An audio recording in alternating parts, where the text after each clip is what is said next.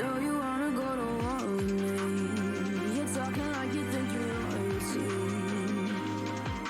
You think that I'm afraid, but I don't break. I heard you question my stability.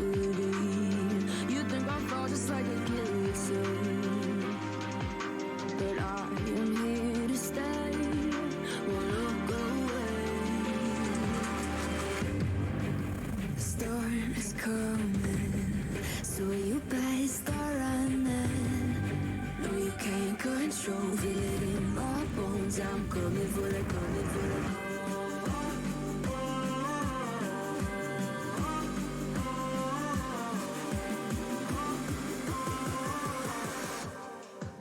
I'm coming for the throne.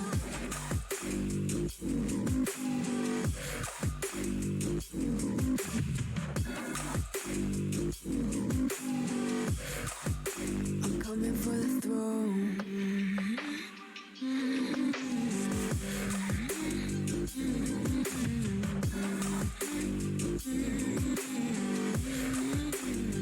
So you wanna be my enemy? You should've known I'd never kiss the rain.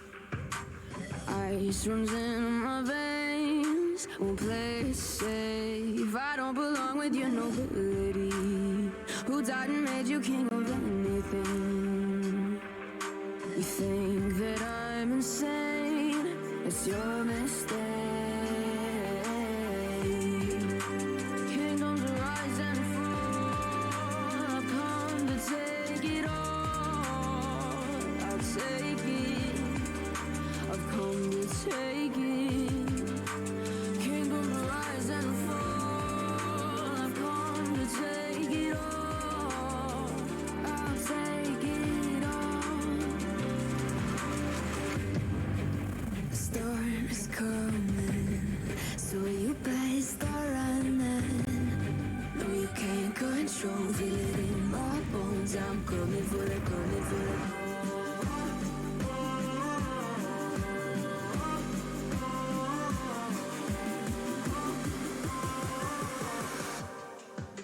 I'm coming for the throne.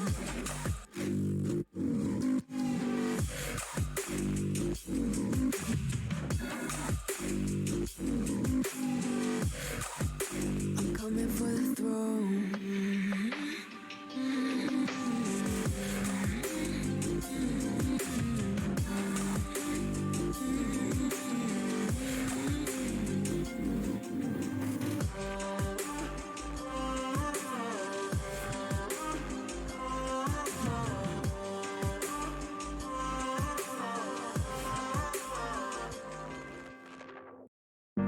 It's just another doorway to open up. Hey everybody, how you doing today?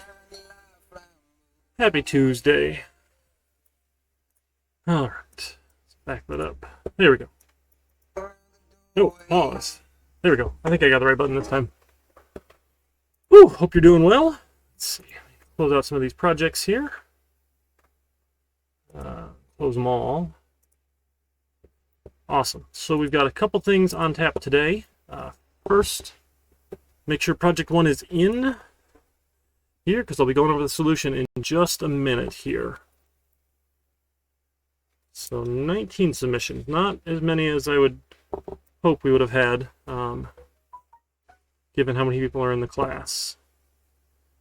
Look and see how many people are still in. I looked earlier today, I already forgot the number. Take a peek real quick.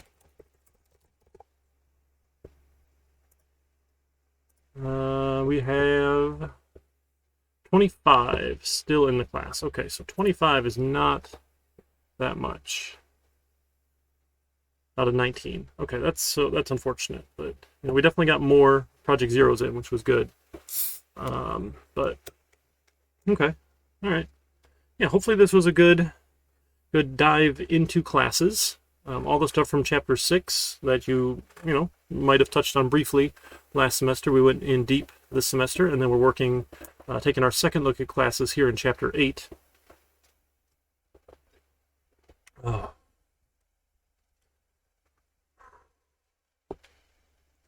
How does water have a best before date? Like, is the plastic go bad after a year or something?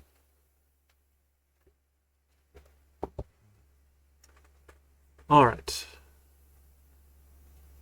I'm sorry. I mean, does it break down that fast though? Like, don't these things last decades or hundreds of years or something? I forget. Anyway, so we're gonna go over the solution to project 1 in just a second. Oh, does the carbonation make it do it? That's interesting. So if we just buried all of our bottles full of Coke, they would break down faster? Is that what you're saying?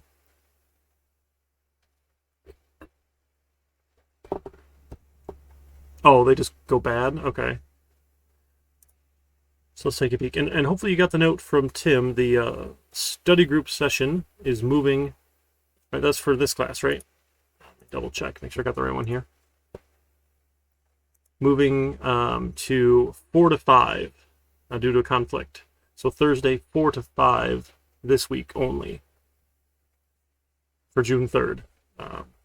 So I'll be getting the study groups. I'll be adding those bonus points to quizzes later as they go.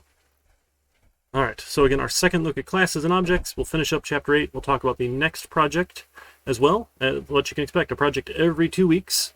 Please do start early, right? I got a surprising number of questions yesterday and even up through today on the project. And I don't have any regular office hours scheduled for Tuesday. So, I'm happy to try and arrange things if they work, but there's no guarantee I can be around Tuesday, the day that is due if you're having trouble. So please plan ahead. That'll make life easier for all of us. Sorry, Starborn. The bottle particle goes into the drink, which is not good to drink. Yeah, that makes sense. You wouldn't want to drink that. Yeah, drinking plastic's probably no good for you. You still can book individual tutoring sessions with Tim through the Academic Support Center. So if you're not able to make the study group, look at maybe some of those other options and let me know. And then I've got office hours Monday and Wednesday, 3 to 4:30 p.m. and 10 to 11 p.m. That we can set up appointments for. I'll be around. You can ask questions, whatever, or just talk general tech chat. Can't talk today, folks. Cannot talk. I have apparently not had enough coffee. I should be drinking coffee instead. Okay, so we'll wrap up Chapter 8 and look at Project 2, another one on classes and objects. And then we'll move on Chapter 9 next week, 2 weeks on Chapter 10, 2 weeks on Chapter 11, and then 3 weeks on Java FX, a week on design patterns, time to work on your final project, and final project presentations 6 p.m. on August 17th. Believe it or not, we're getting close already. We're done with May, so we are in week 4 of 15, so we are, was that 20% of the way done with the class already? 3 weeks behind us here, 3 months to go, and we're just cruising right along. Again, apologies, there's no break. I'm hoping the midterm will be light. The goal is not to make this some exhaustive 4-hour exam. That's definitely not the goal, right? So hopefully that week will be nice because you'll have Project 4 done, you'll get the midterm done, and then there's nothing to think about till we get to Java FX and the final project. There's not a Zoom link for individual tutoring. That gets set up one-on-one, software developer. So you book that through the Academic Support Center, through that link up here. There's no standing link for that. Where is it here? This one here is the tutoring page. And take a peek at the Orchard Ridge schedule, and you can email Orchard Ridge, email or call to set up appointments. And this is their standing schedule for Miss Rika or Mr. Tim. Again, they're all daytime hours. It's not a whole lot in the evening, unfortunately, but hopefully sometime in here can work for you. All right, so why don't we get started on the project then? So let me put this new Java with Ant project, make sure it's in the 2151 repository, and this was Project 1, Powerball.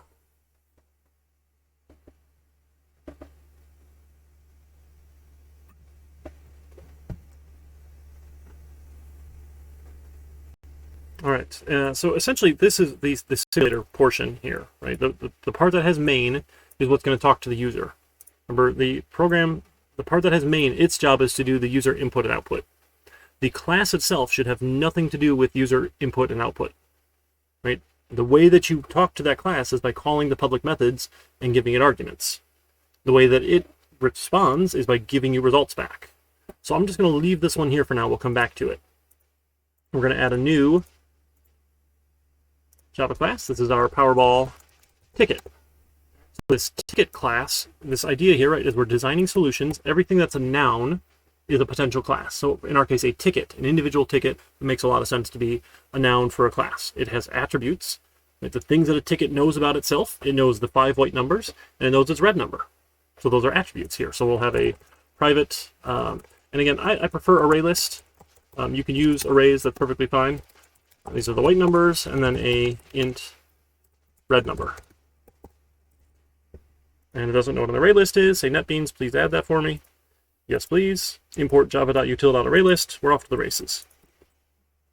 Excuse me. Now with Powerball, there were 2 ways we could make these. Right? We wanted 2 different constructors. One that would give you random numbers, and one where you picked the numbers. Right? So we can do that. So we'll do, excuse me, a public Powerball ticket with no arguments first. So this one will be for random here. If you don't give it any arguments, if you don't tell it what numbers, it's going to give you some random ones. And now you may or may not run into some trouble here where if you generate a new random inside of the constructor here and use that, when random gets generated, when you create an instance of random, it uses your system clock time. Remember, it's a pseudo random number generator. So it's essentially setting the seed value that it uses to the system clock time. And if you make these things fast enough, then they're going to have the same numbers because they're going to have the same seed. So I suggested in the Discord that you use a static instance. So you'd have a private static random equals a new random. Remember, and if something is static, then it exists at the class level one time and is shared among all instances of the class. So this will create the random number generator once, and then it will never get recreated with a different seed or possibly the same seed. So this was a nice workaround for that. So we need some random numbers, right? So we needed 5 random numbers for our array list of white numbers, and we need to make sure we didn't have any duplicates. There's kind of the trick there, and that's okay. We can do that. It's not too bad. There's a couple ways of doing it. You know, some might be faster than others. Well, we can talk about that in the data structures course. But you know, this way's not too bad, and I think it makes a lot of sense. So I'm going to say my white numbers. Nope. White numbers. There we go. Equals a new array list of type integer. I'm going to size it to 5. Not that it matters, but it's slightly a good habit to do. Right? I'm going to start adding. So white numbers dot add. Nope. Help if we could spell numbers. I misspelled it. Oh my god! Nub. All right. Refactor, rename, fix your typo. All right. Can't fix it while I have that line done. Okay. One more time. Refactor, rename. That is NUMBERS. There we go. Okay. So white numbers dot add. We need to add an integer. So I want random.nextInt.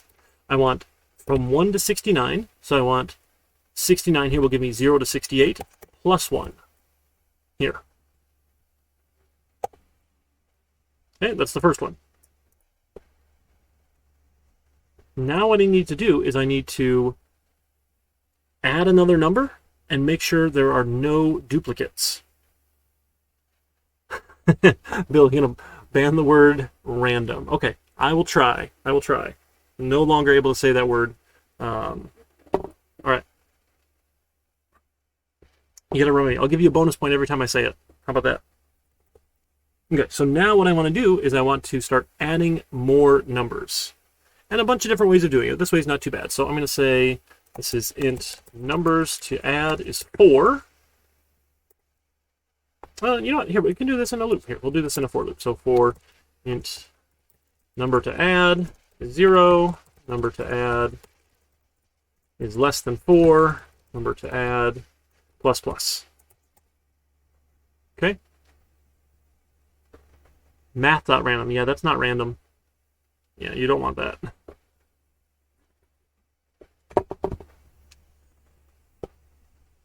Random should have been something you did in 1500. Apologies if that wasn't the case. So we want to add 4 more numbers. So the first one, you know, can't have any duplicates. Right? Did I say it? Oh, I was, okay, I was saying the name of the library. Okay, sure. 1 point.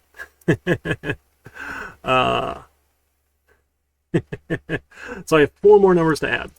So now what I want to do is I want to pick a number to add. So I'm going to have an int number add is next int 69 plus 1. And now I can loop, and I want to make sure that it does not exist. Right, so we're going to say while my white numbers dot contains the number to add. Do it again. Why does it not like this one? Oh, number to add here. Okay, so this is numbers to add. Here we go. We'll do that. I was using the same name, my mistake. So we'll pick a number, and then if it's in the collection here, and this is what I like about array lists. You might not have known array lists can tell you whether or not there's a number if it contains that item. If it contains the item, pick it again.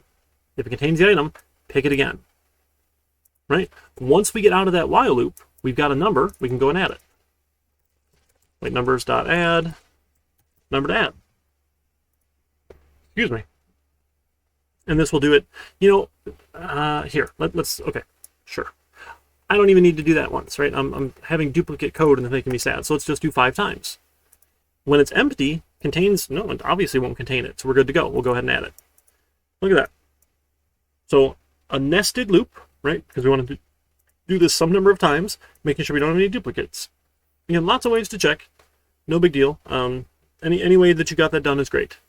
You will not get full points, though, if you did not check for duplicates, because that screws all sorts of things up. If you have duplicate white numbers, right? So, like, if you had 1, 1, 1, 2, 3 or something in your winning ticket, and someone else had 2 1s, when you go count to see how many matches they have, you're going to get a really funky number. So that's super important.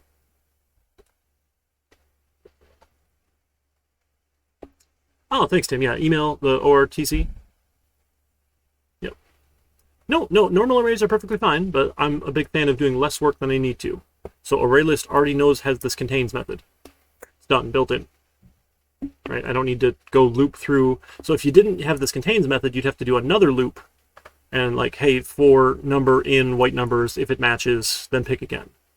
That sort of thing. But the problem with that is that also is essentially a for loop, because if you just check once for a duplicate and then you pick again and you assume it's good, you could have gotten a second duplicate.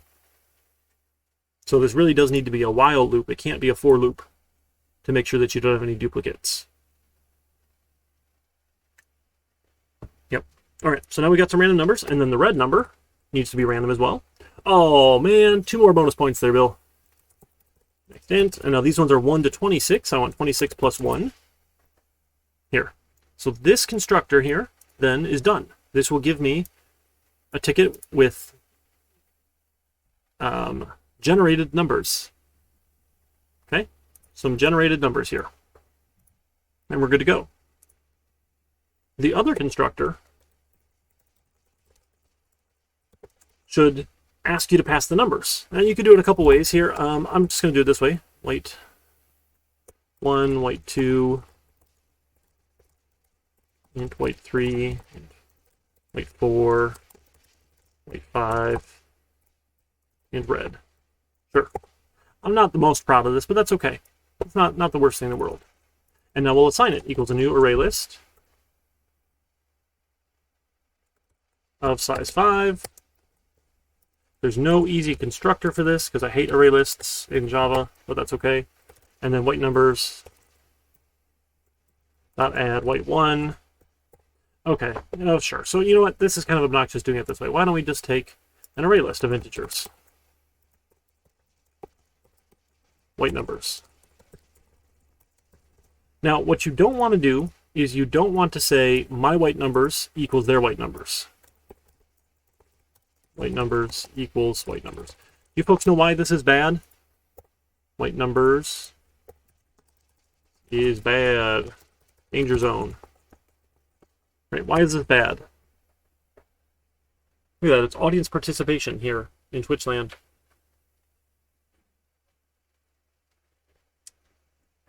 You're not going to get marked off for doing it, but it's a really bad practice. So we'll take some time to talk about why it's bad.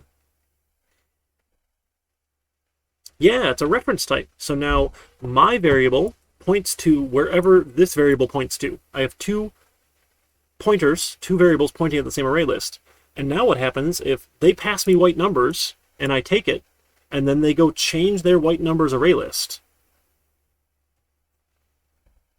Right? And they say, oh, you know, I gave you 1, 2, 3, 4, 5, but now I'm going to go change it to 1, 1, 1, 1, 1. Posture check, thank you so much. That's really bad. So you want to make a copy. You don't want to take theirs. Right? So don't do that. Right? This is that's called a shallow copy. Because then someone can go change the numbers out from underneath you. So what we need to do is we're going to go for number in white numbers. This dot white numbers dot add the number. And, you know, we haven't talked about exceptions yet. We probably should sanity check this too, but we don't have a way to do this. Once we talk about exceptions, then we'll look at what we could do to fix that. But for now, there's just not really any good way of doing it, aside from like giving them the number 0. But sure. Okay. So we're going to copy them here. Then I can say red number equals red. Okay, I want to do this. Feeling bad, my variable name's ugly. White numbers and red number. Okay, so this constructor here then gives me a Powerball ticket where you picked the white numbers and you picked the red number via these arguments.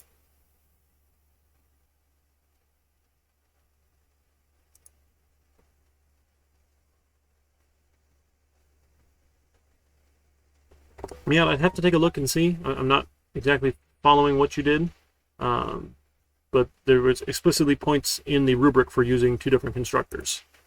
Right? If you go take a look at the assignment. Nope, that's content. That's the wrong section here. Assignments, that's the right section. Here we go. You go to edit on this one.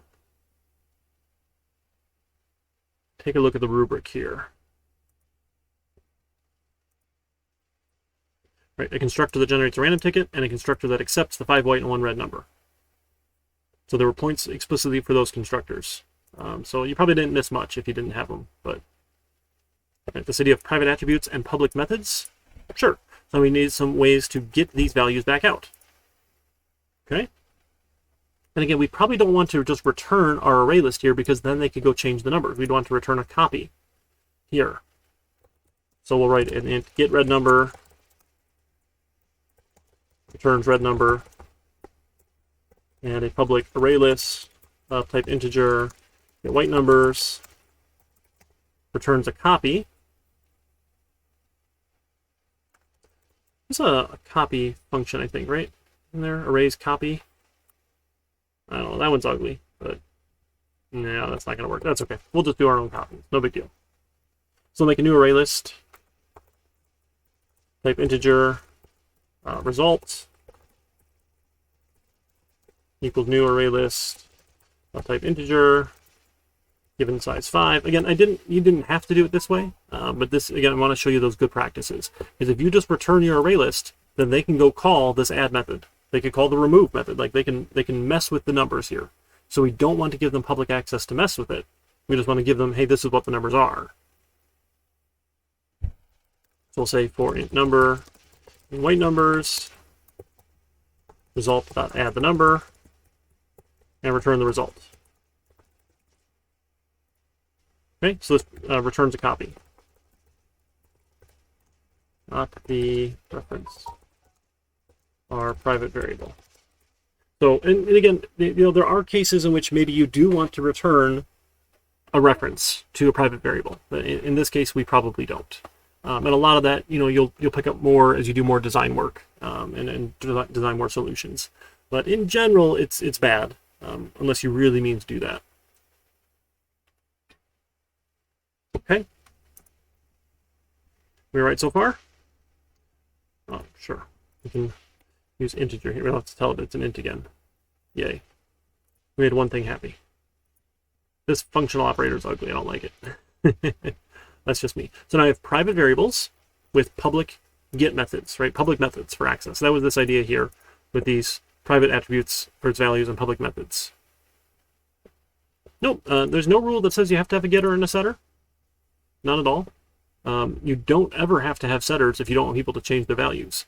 So in this case, you get values from the constructor, and then you can't change them. We don't want them to be changeable, because that sort of defeats the purpose of a lottery ticket. Right? If you can go change your numbers after the fact, you've probably done a bad thing. And that is specific to this case, right? This particular class, this problem that we're solving. That's not always the case, depending on what problem you're solving. Sometimes you just want to have everything with a public set, and that's okay. Not too big of a deal. So it just depends on what problem you're solving. Okay? And then we're going to have our getWinnings method. The public int getWinnings that accepts another Powerball ticket instance. And we'll call this one the winning ticket. Right? So for now, I'm just going to return 0. So, I'm going to return -1 because I want everything to fail. Okay? So obviously we need to finish this one here. But at this point, I can write my tests. I probably could have done it a little earlier too, but that's okay. I want to write my tests first, make sure they fail, and then go back and make sure the tests start passing. That make sense? Right, so I'm going to go to my class, I'm going to right click on it, and say navigate, go to test. Use JUnit 4 again. No internet. Oh my goodness. There's some internet back. Okay. Sorry folks, what is going on with it? Doesn't even register that blip. That's weird. I had nothing for a minute there. Alright. Sure. So my tests, right? JUnit 4. Great.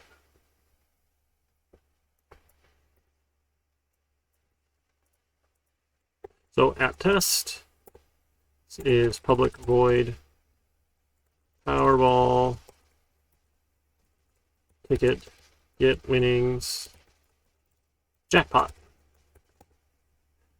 So I'm going to do the jackpot one first. So I'm going to arrange, I'm going to act, and I'm going to assert. So I have an int expected winnings.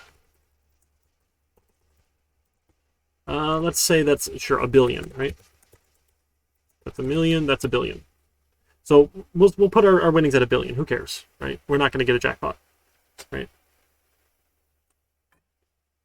1 in 292 million times or so, you'll get a jackpot, right? And even if you get the billion, they don't pay out 1 billion, the cash prize is less, and then you're still paying taxes on that billion. Like, it will not pay to buy all possible 292 million tickets, because you're going to lose more money in taxes and payout fees and that sort of thing. And you can't do it. Right? There's not physically enough time in the world to pick that many tickets. Okay, so sure. The lottery is just a big scam. It really is. It's really unfortunate. So I expect to win 1 million, or $1 billion here. So I'm going to have a Powerball ticket. Here's my ticket. Oh, so before that, actually I need an array list of type integer. This is my numbers, my white numbers. Equal to new array list. Oh my goodness. Size 5, sure. And my white numbers, oops, yep, import array list, my white numbers, add, we'll add, how about 1, 2, 3, 4, and 5. Sure. Okay, so my ticket equals a new Powerball ticket given my white numbers, and we'll say, how about 6 for the red ball? Sure, why not? Or 1, it doesn't matter. 1. That can be a duplicate, no big deal. And then we'll have a winning ticket, Powerball ticket. The winning ticket equals a new Powerball ticket. Oh, now we need some winning numbers here, right?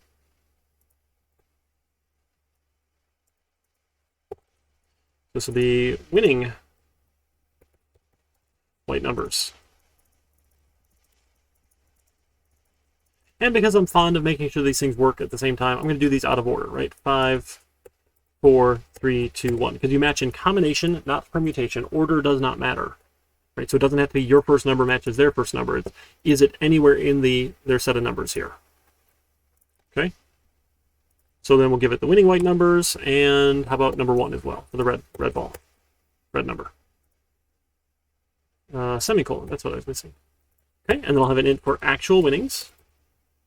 Actual winnings is my ticket dot get winnings given the winning ticket. Right, well actually this is the code we're testing, so this is what's going to go in act. Again, you could put these new tickets in act too. I don't really care. I'm not too particular. This is probably the most proper, but you know, again, that's fine. Not too big of a deal. This is my actual winnings, and we'll assert. Assert equals the expected winnings and the actual winnings. So when I run this, it should fail. It better fail, right? Or run or test. Both should be fine in the test. And we'll take a look at our test results here.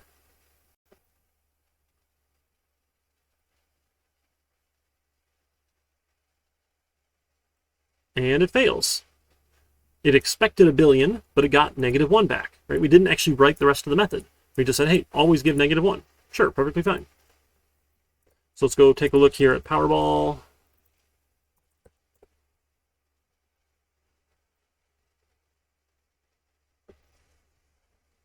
And then the ways to win right here. So the million prize, $50,000 prize, $100 prize. There's 2 ways to get a $100 prize, 2 ways to get a $7 prize, 2 ways to get a $4 prize.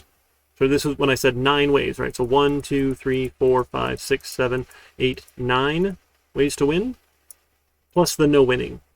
We should include as well. Did I count that wrong? 1, 2, 3, 4, 6, 7, 8, 9. Oh, okay. Huh.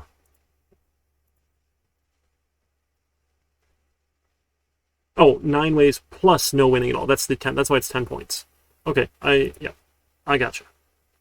I know what's happening. Okay, so I'm just going to copy paste this. And now this is the million. So I'd expect to win $1 million if this Powerball number doesn't match. Right? That's the only thing that's different. All the white numbers match. Powerball number does not. That wins $1 million. Okay, now let's do a $50,000 prize. So the $50,000 prize here, so what is that? 50,000, right, is if we have 4 white matches and the red ball matches. So we put the red ball back to matching and then say, let's go to 6 here. So 4 of mine will match, 4 of theirs, and the red number matches. Cool. 50,000. Okay, now down to $100 match. This is 100 white only. Should win $100 if 4 white numbers match, but Powerball does not. Cool. This is 100 white and red. Wins 100 if 3 white match, so let's bump that up to 7, but the Powerball does. Right, 3 match plus a Powerball is $100. All right, 2 ways to win 7.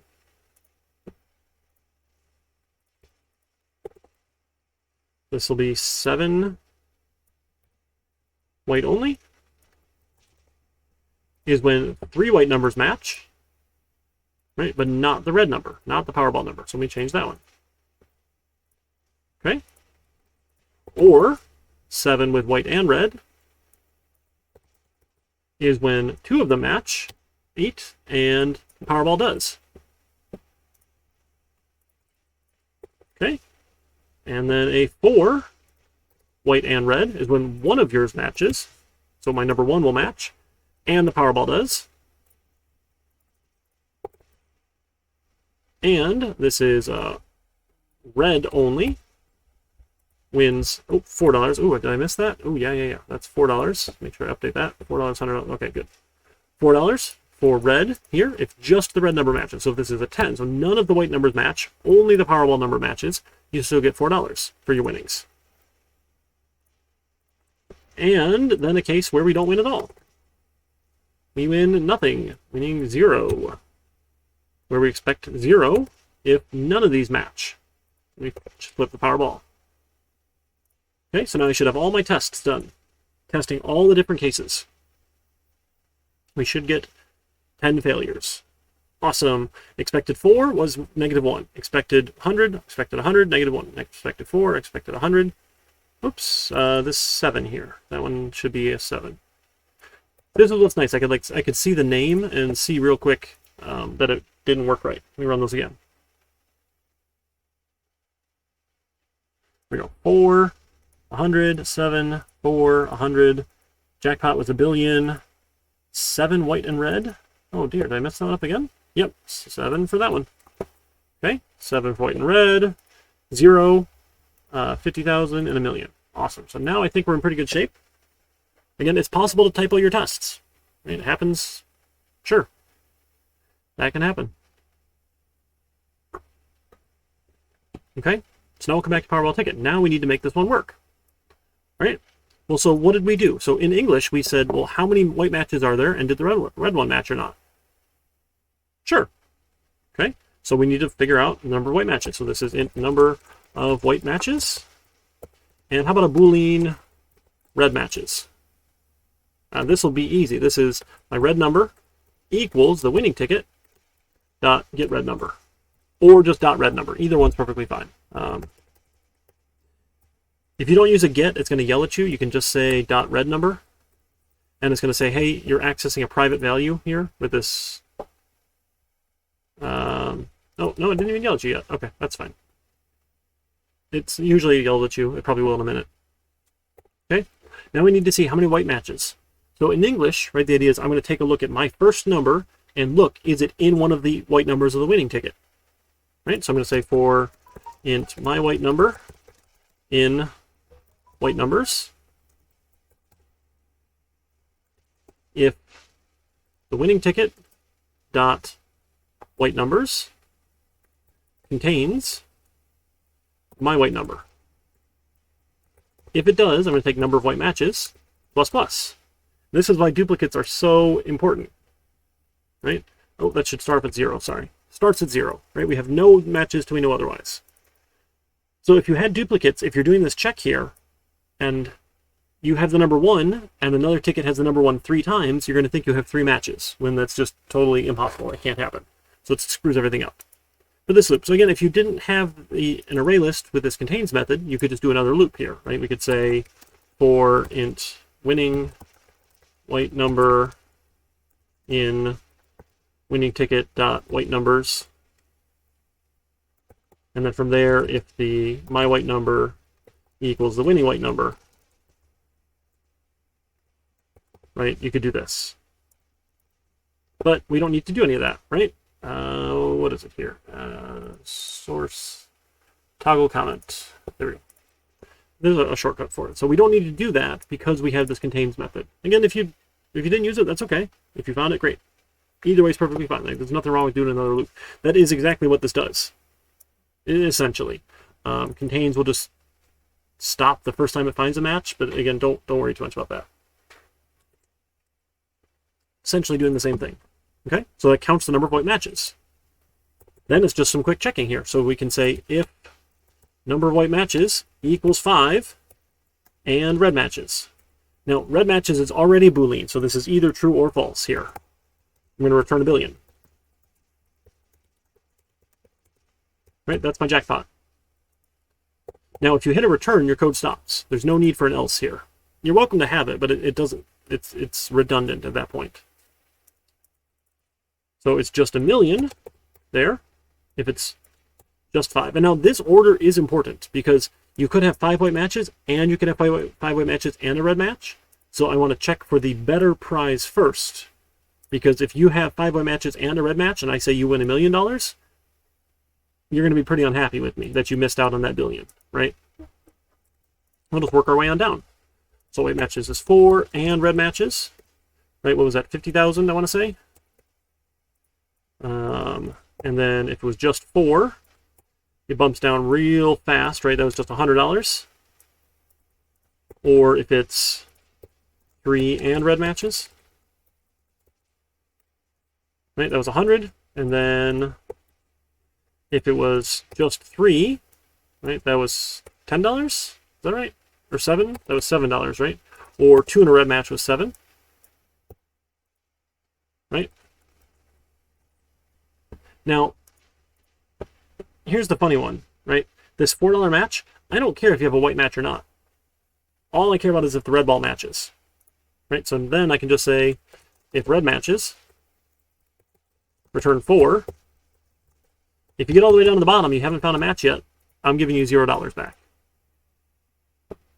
Right? So I don't actually have to code the 1 white and a red, because this, if red matches, will catch them both. Right? Regardless of whether or not that white matches, if you have 1 red match, you still get $4. Right? So there's a 1 in 26 chance you'll win at least $4. Then there's additional chances for winning other money. Right? And on and on and on. Right? With their prizes and odds charts.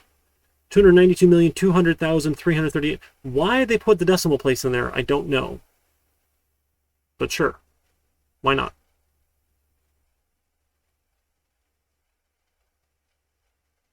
Right? So this is your odds of getting all 26. I'm sorry, all the white numbers matching here. And getting the grand prize, right? Rounded to 2 decimal places. There you go. That's funny. Right, this number here, sure, we'll get the decimal place.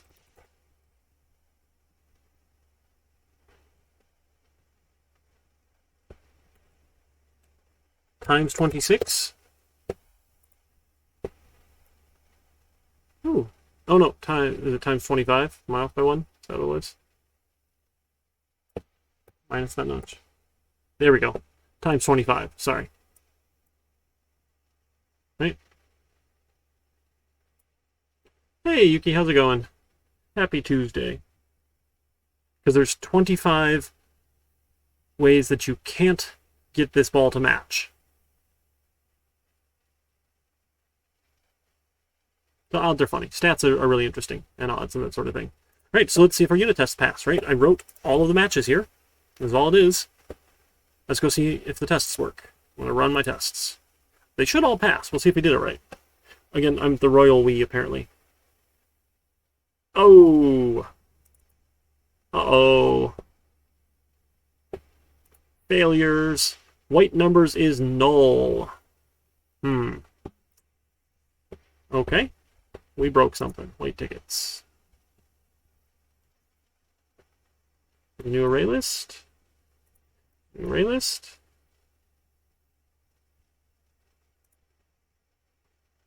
Oh, this one here. I used this same variable, not this dot. I should have noticed it wasn't purple. Now I'm using the purple one. That is my private instance attribute, not the argument white numbers. Maybe that's why Mr. Gaddis doesn't like that shadowing thing. I'm still a fan.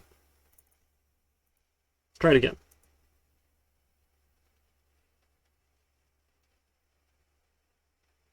Now they all pass. Hooray! Cool. So now we're almost done. Now we're going to come back and write our simulator. Right? Now we have to do the rest of it.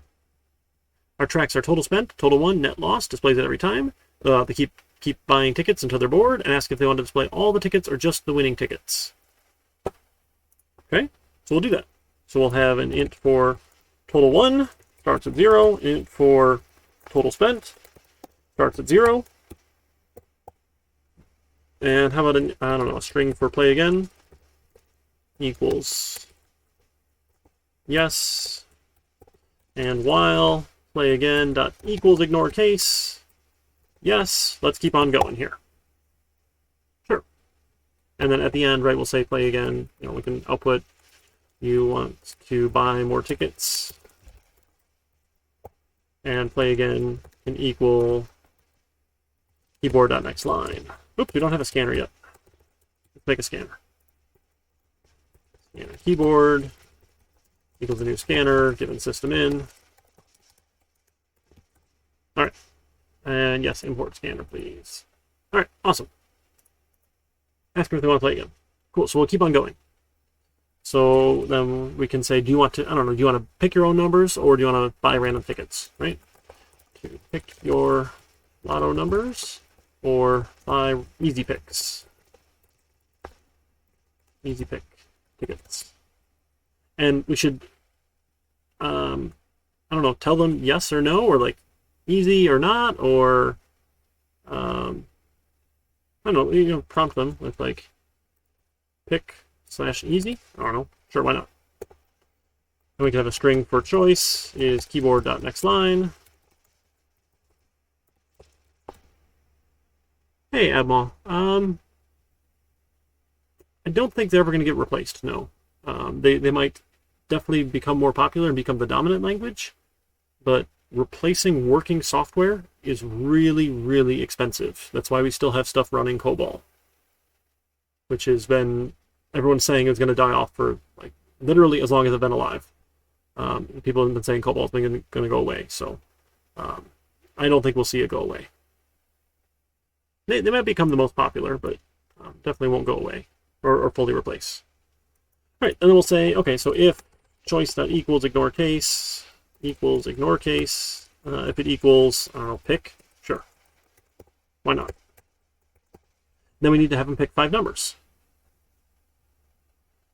Right, so or like an array list of integer or numbers equals a new array list, type integer,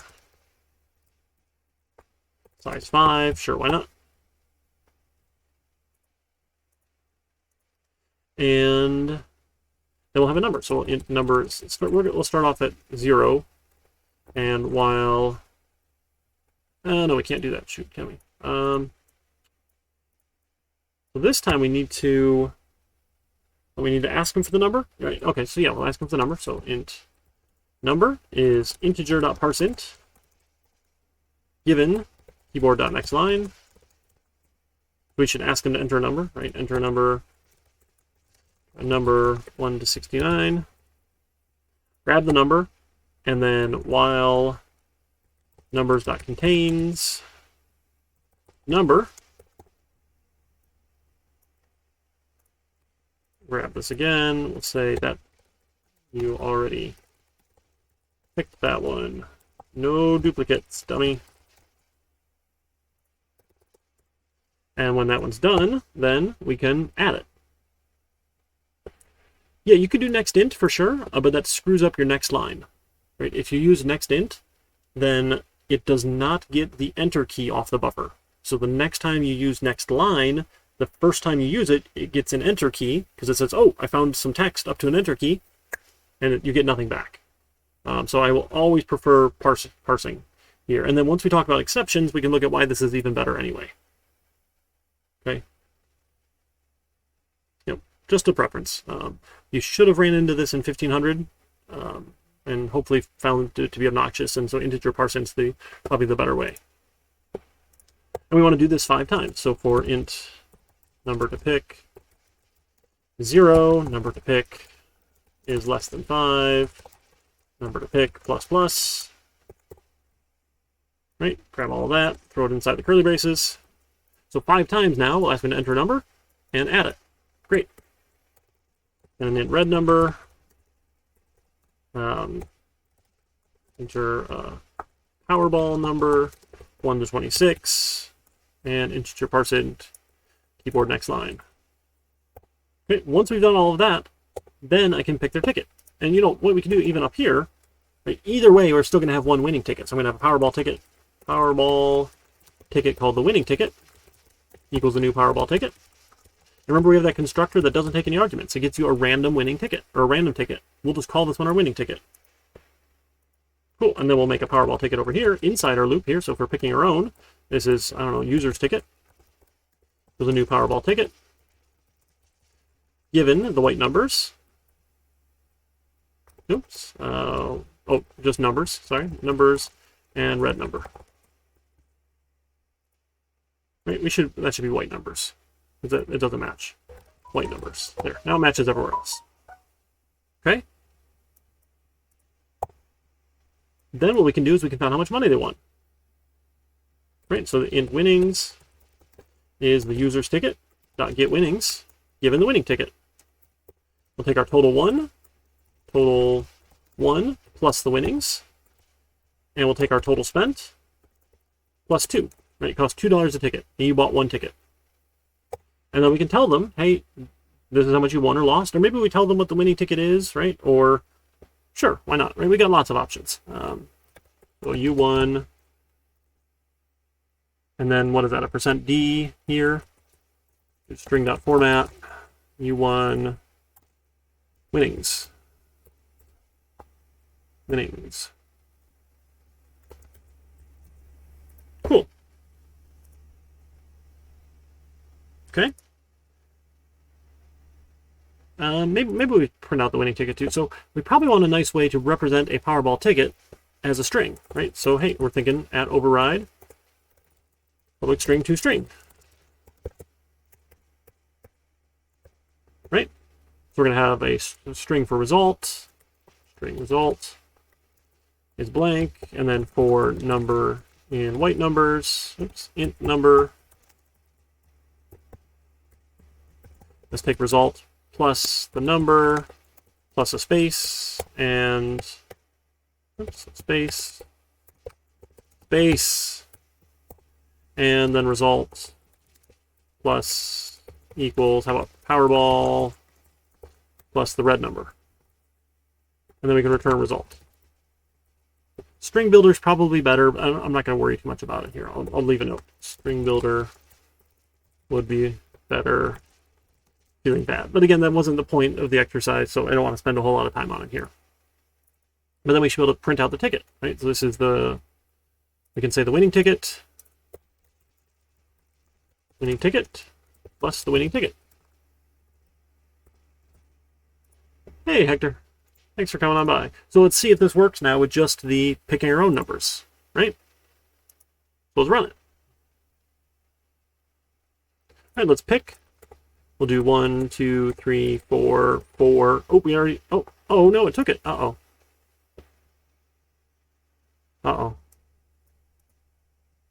Should not have taken that. Why did that take it? That's a bad sign, folks.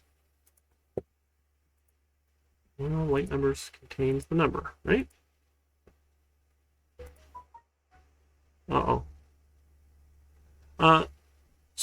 I've never seen using string buffer before. String builder, usually when you build strings, is ideal. All right, so why did that work? Oh, I never added it. Right? Never added any numbers here. How about white numbers dot add the number?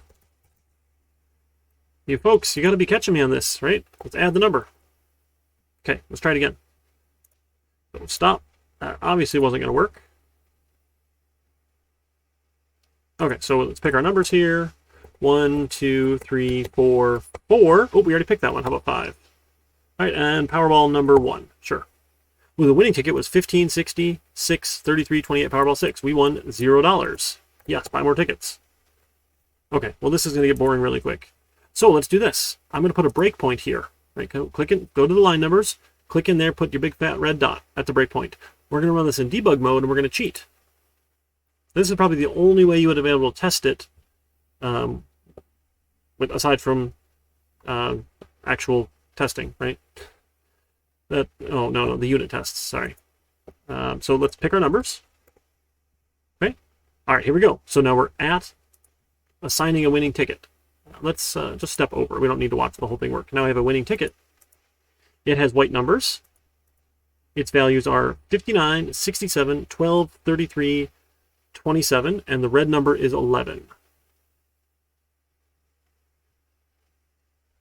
Okay, so remember those numbers here. So now we're going to go, when we go pick these here, we'll just continue. So 59, 67, 12, 33, 27. I can't remember all of that. Can you guys remember all of that? 59. All right, 59. Okay. Where's my variables? Here we go. Variables. 67. 67. 12, 33, 27. 12, 33, 27, red number 12. Uh-oh. Did I mess it up? I only won $1 million. Oh, Powerball was 11, not 12. I was close. I was close. So we only won a cool $1 million there. Right? And we probably want to do with comma separating here. So if you add the comma separator, it should do that for us. Let's try that again. Oh, we want a debug mode, sorry. Stop. Do debug mode and cheat.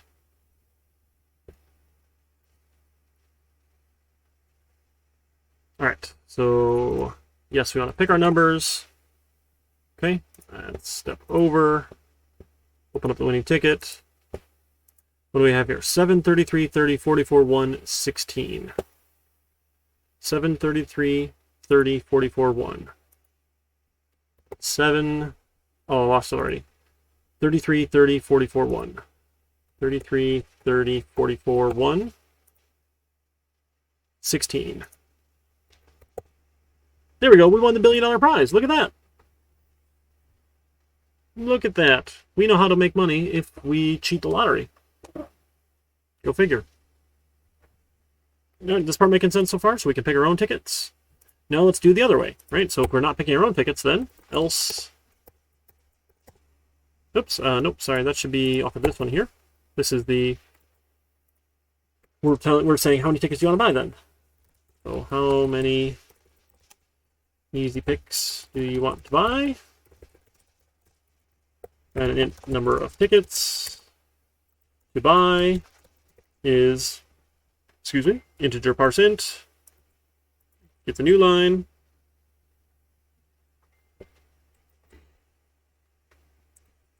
Okay, and then we'll say for int ticket to buy equals 0.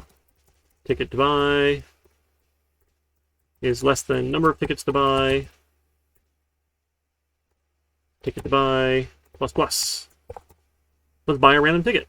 Oops, I got my braces backwards there. So we'll have a Powerball ticket. Buy ticket equals a new Powerball ticket. Cool. Oh, we forgot to ask them. And then do you want to see all your tickets or just the winning ones? And I don't know, we'll say yes, no. Why not? Yes, no. All right. And then we can get the winnings. So int winnings, my ticket dot get winnings, given the winning ticket. Okay, and then if, oh, we need to store that, right? So, oops, totally out of order here. Sorry, totally out of order. This is a string for all or winning. I don't know. Equals keyboard.next line. And then if all are winning, equals ignore case. If we'll say yes, I guess, right? If it was yes, then we'll print out your ticket, or ticket, plus the Powerball ticket. Nope, sorry, my ticket, plus my ticket. 1. And then, I don't know, $sign. Oh, let's do that thing again. %d with a comma separator here. Winnings. So string.format. oh goodness, string.format. And then this can just be a string substitution for my ticket. 1%D for the digits, the winning ticket, or my ticket, and then the winnings. How's that look? What's it upset about now? Another curly brace. String. Nope, string.format. That's getting a little long there, sorry. We're kind of in a couple curly braces. I'm feeling a little bad here, but again, I'm kind of zoomed in, so it would probably be fine otherwise. And then else, we're only going to do this here if winnings is greater than 0. Print it out. Okay, and then don't forget total winnings, or total 1, plus equals the winnings. Winnings here. And sure, I mean, so we could do total spent here, or we could just add it up above, right? Total spent plus equals number of tickets to buy times 2. Either way is okay, right? It's probably better to do it once here, because that's going to be more efficient than doing it all the time. But sure. And then we're done. We'll print out the winning ticket. How do we do that down here? Because we're going to do that here. The winning ticket, and then we'll print out total 1, $%D. Here, so we'll do another string format. String format. Total 1, total spent, $%D, net loss, $%D here. Total 1, total spent minus total 1.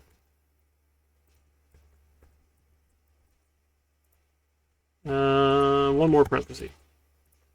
All right, how you folks feeling so far? See if our simulator works. So that's easy pick.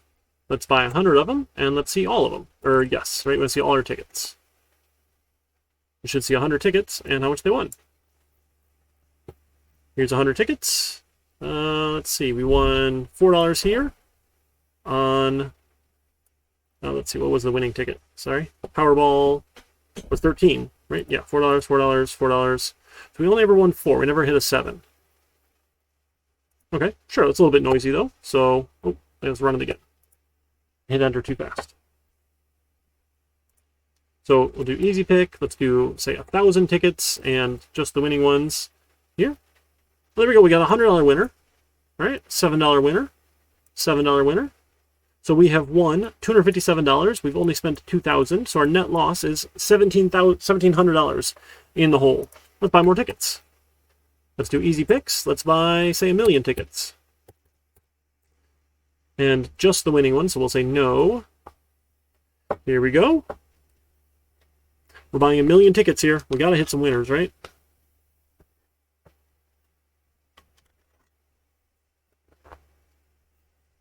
A lot of $4 winners, right? 1 in 26 will be a $4 winner.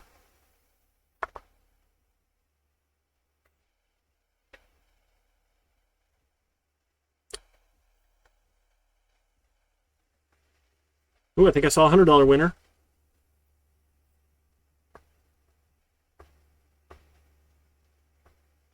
All right, so we have spent, was that $2,002,000? We have won $282,000. We're only $177,000 in the hole. Maybe if we play more often, we can win more. No, right? That's not how the lottery works, right? The more you play, the more you lose. Okay, just look at these terrible odds. So this is technically not 1 in 26 because it's saying your red matches and none of the white matches. So you're saying 5 white numbers don't match 5 out of 69 other white numbers. That's why it's not 1 in 26. Because it's accounting for you not matching the other ones. But it's essentially 1 in 26. Nothing convinced me to never do this than when I told my code to give me 1,000,000 tickets and looked at the net winnings. Yes. I mean, somebody does hit the jackpot because millions of tickets are bought. So people do hit the jackpot. I mean, it does happen, but it's a net loss for people. I mean, otherwise the state wouldn't sponsor the lottery if the state was losing money on it, obviously. You spent $10,000 on your simulator and won $4. So, yeah, something's wrong then. Because 1 in 26 will win $4. Right? So every 26 tickets you buy should at least win $4. Which is, spending $56 to win 4, or $52 to win 4 is terrible, right? But, again, there's other odds, so on and on and on. Right? Winning any prize is 24.8, 1 in 24.87 to win any prize.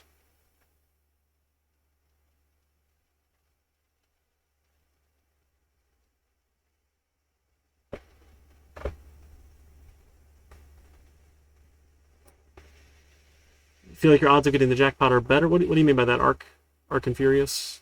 Arcanforious?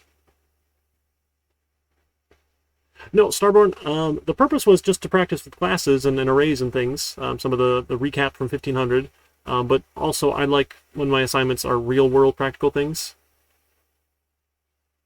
Oh, I got you, yeah, Arc. Okay, yeah, the above one. Yeah. So... yeah, it's a terrible game, and it really is a poor tax, unfortunately, because people who don't know anything about finances spend lots of money on the lottery. I worked with a lady at the help desk, and her retirement plan, I kid you not, was to buy 2 lottery tickets a day. That was her plan for retirement, and she would hit the lottery eventually and be able to retire. She's still working at the help desk. She's a sweet lady, super sweet lady. I'm still friends with her on Facebook, but that is not a plan for retirement. That's just really depressing, right? Sure, play the lottery if you've got money to blow. If you've got money to spend, go for it. But more often than not, poor people play the lottery who can't afford it, and it's terrible. But the argument was people will just go across state lines and play the lottery elsewhere. But sure, I don't know. Yeah, the numbers don't inspire the emotion they should, for sure. So I'm fond of this simulator. I'm education. So, all right, I've been talking for a little more than an hour. Why don't we take a little bit of a break? We'll come back and finish out Chapter 8, and then we'll talk about your next project. We'll have some fun. Okay, folks? I'm going to put some music back on. We can go from there. So we'll come back in about 10 minutes. What does that put us at? 7:18 or so, and we'll be back. Thanks, folks.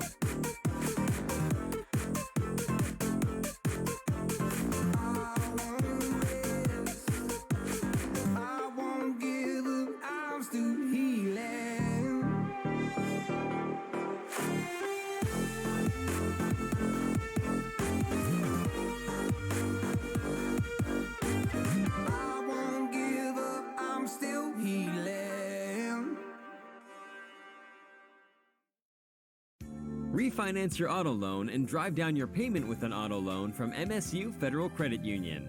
For a limited time, you'll enjoy rates as low as 1.99% APR, and you could win a year's worth of free gas. We offer flexible terms and there are no prepayment penalties. If you're in the market for a new or new-to-you car, we offer the same low rate on new and used vehicles. Visit msufcu.org for full details and to apply today. APR is annual percentage rate. Our energy grid. It powers the present and fuels the future. That's why DTE is working every day, planning and building the grid of tomorrow, investing in infrastructure that's stronger and more resilient, using advanced technologies to make it smarter and more responsive, so you can have reliable, affordable energy where you need it, when you need it. Learn more at dteenergy.com. DTE. I know you may feel as if you're in a relationship with your couch. It's your back support, your core support, and sometimes your emotional support too. I know you probably haven't traveled in a while and you really need to get out. I've got this! Because during Expedia Travel Week, you can save 20% or more on thousands of hotels. So book between June 8th and 12th and get a much-needed getaway from your couch. Expedia. It matters who you travel with. Limited availability, blackout dates apply.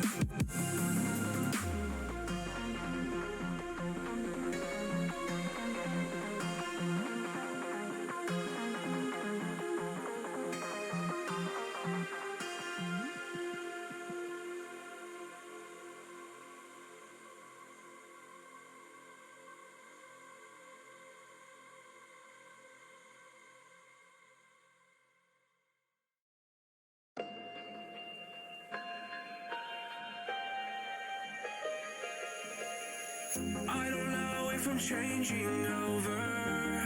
In the moonlight,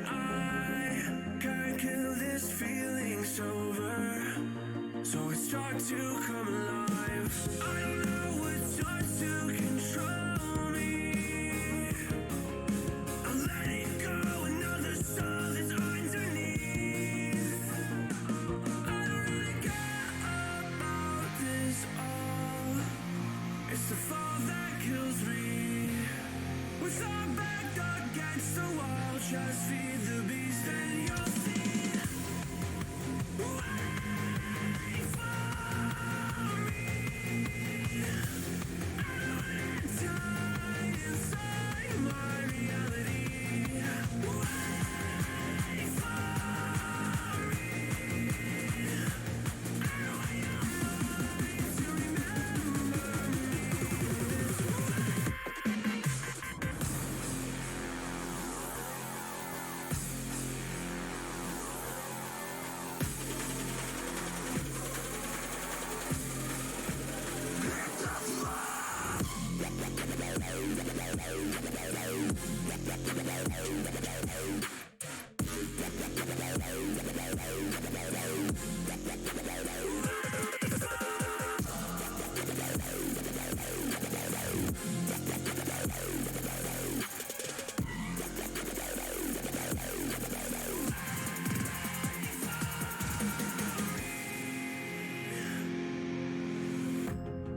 that we're getting closer to a brand new night. The past is finally getting over. I really think it's time to say goodbye. I don't know what starts to control me. I'm letting go another soul that's underneath. I don't really care about this all. It's the fall that kills me. With our back against the wall, just feed the beast and you'll see. Wait for me. I don't want to die inside my reality. Wait for me. I don't want your mind to remember me this way.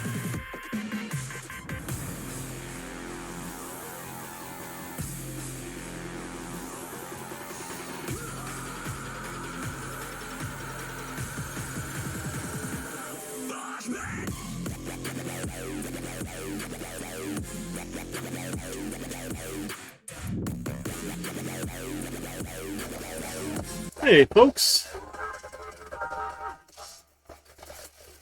Alrighty. And we're back. Cool. Alright, so we finished up Project 1. Let me get that committed to GitHub here before I forget. And you can have that out there for reference. Again, it doesn't have to look exactly the same, right? Points are scored based on the rubric. So wherever you got the points in the rubric, great, you were in good shape. 51. There we go. This is Project 1.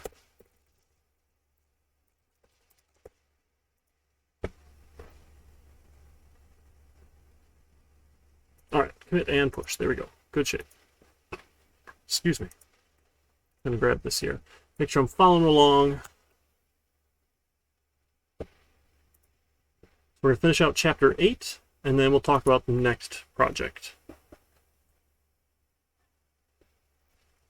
All right, so we got through, let's see, how far did we get? We can open the project, right? There we go.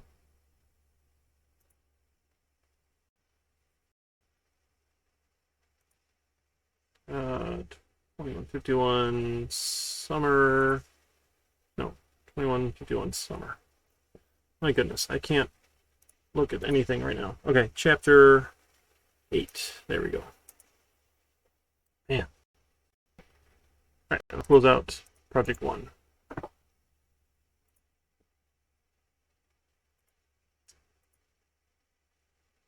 right, we looked at bank account with static, where this belongs to the class level. We talked about that with random a little bit. Our instance values, get methods, toString, and equals. There we go. Yep. So equals and toString. So the other way to do equals here is with the override. Yeah. override public boolean equals, and now this one has to be a type of object. So it compares one object to another object, which is the weird part. So what we have to do is we need to check to see. Oh, that's right, the hash code. Okay, that should be okay though.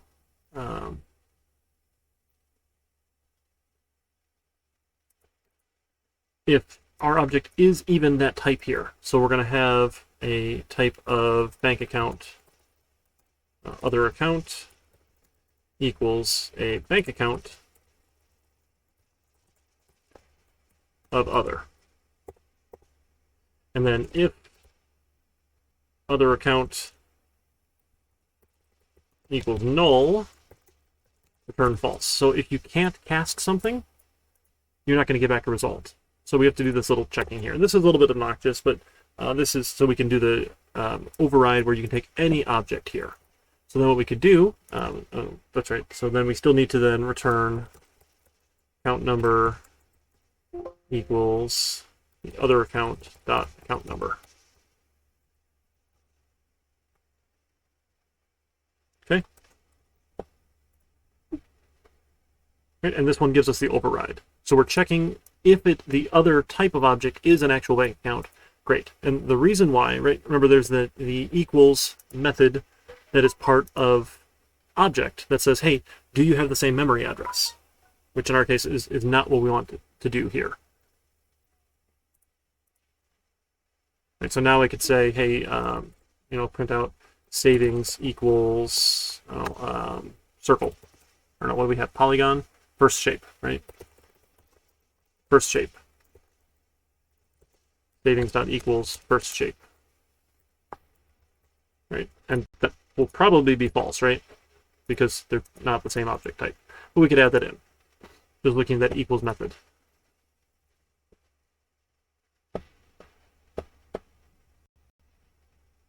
Come on. 10, 20, sure. 10 more, yeah, why not? Oh! Can't be cast, we get a cast exception. Ugh. That's right. Alright, hang on, what's the Java type of... There's something in here.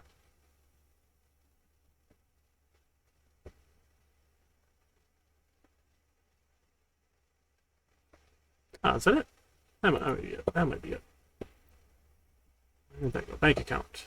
All right, let's try that. We'll do other dot get class. Here we go. If other dot get class does not equal bank account. There we go. Return false.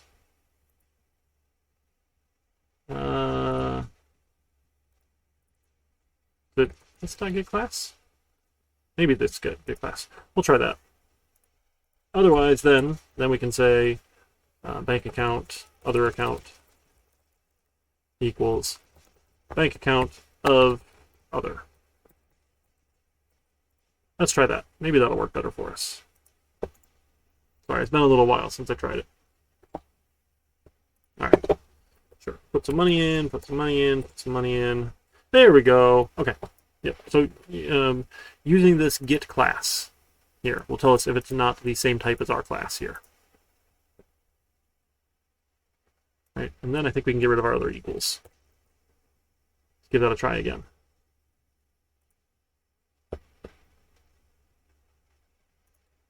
$20, $20, $20, $20. Oh. Uh-oh. Oh, goodness. No such method equals... What? Dot equals. I wrote the method.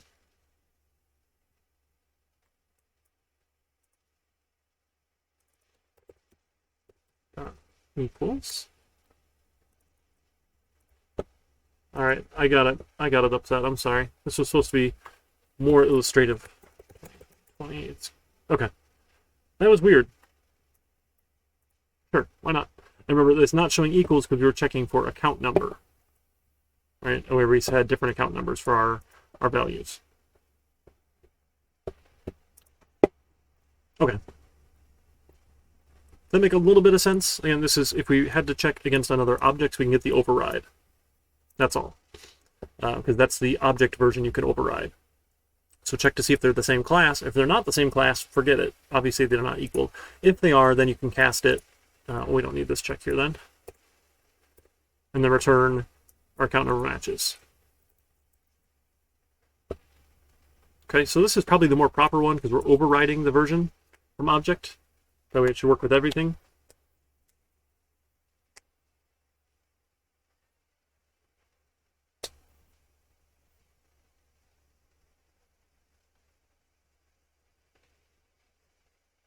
Excuse me. All right, so now what we want to look at is this idea of copies.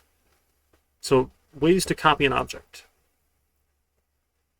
So if I were to give you a polygon and we wanted to make a copy of it, right? I could say, hey, I want a second shape. So polygon second shape equals first shape. Is this a copy? No, this is not a copy. This is two references or two variables pointed to the same object. Right? We don't have a copy there.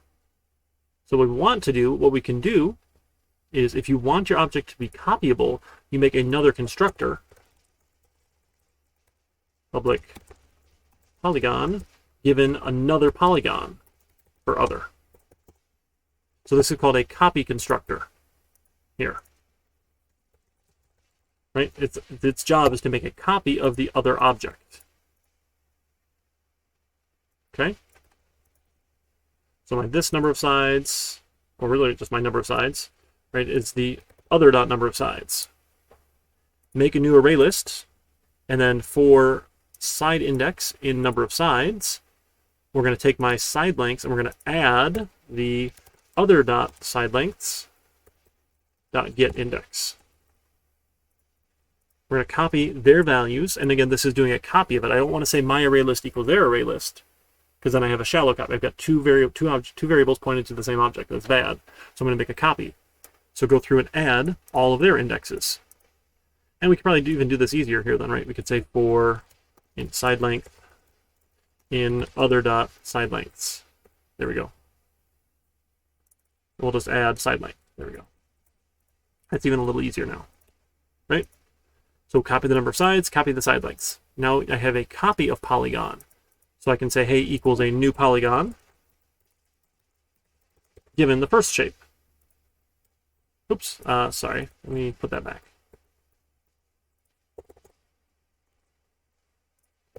Here we go. Third shape. Or, I don't know, copy. Not a copy of first shape. How about that? And this can be second shape. Or copy of first shape. How about that? Copy of first shape. Yeah, there we go. Copy of first shape. I like it. Love nice, meaningful names, right? That's the goal. That's a copy constructor. So its job is to make what's called a deep copy, where everything is copied. Not just these values, but the inner references are also copied as well. So that's to make a copy all the way down of anything that's a reference type, you need to make a copy of. Another posture check. Thank you so much. Keep forgetting about this backboard thing. Every time I move, it falls off my chair and I have to put it back up. Oh, actually feels good.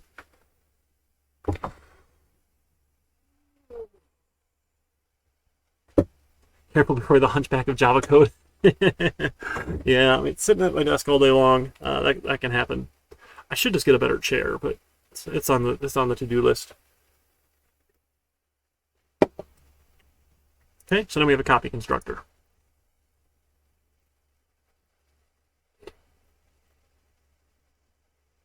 A reference-only copy or a shallow copy is this version.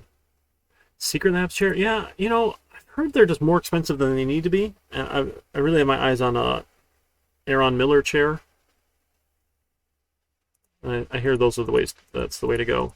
They used to have really nice chairs when I worked at the help desk, and I think they were Aaron Miller chairs, because they knew you were sitting at your desk for 8-12 hours, right, straight, barely getting up ever. So thankfully they bought nice chairs. Herman Miller. Herman Miller.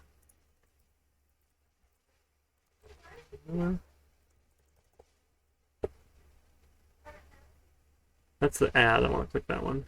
Herman Miller chair. Just look images. Yeah, okay, Herman. Why does I think it was Aaron? Oh, it's the Aaron. Okay, that is the brand. Okay, that's the Aaron. Herman Miller Aaron chair. Not Aaron Miller. That makes sense. I like it. I like it.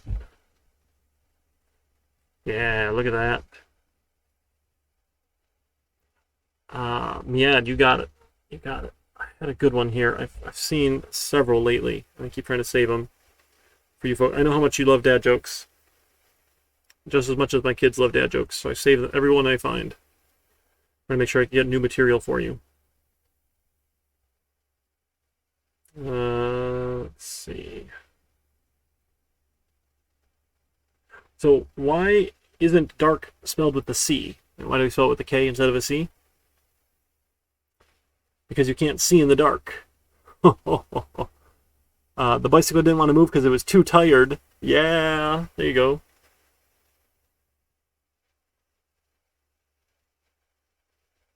Egg salad is still essentially chicken salad, if you think about it.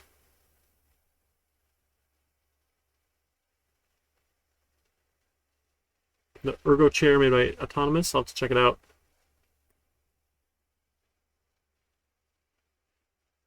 You know why Java developers have to wear glasses?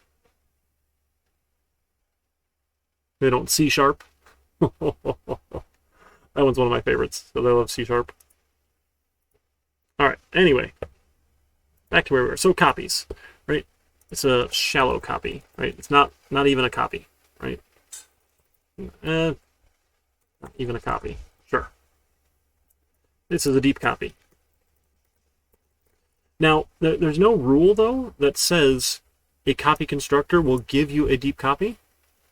It should, but, there's nothing that guarantees it, essentially, right, that you get a clone. So you just got to be a little careful here.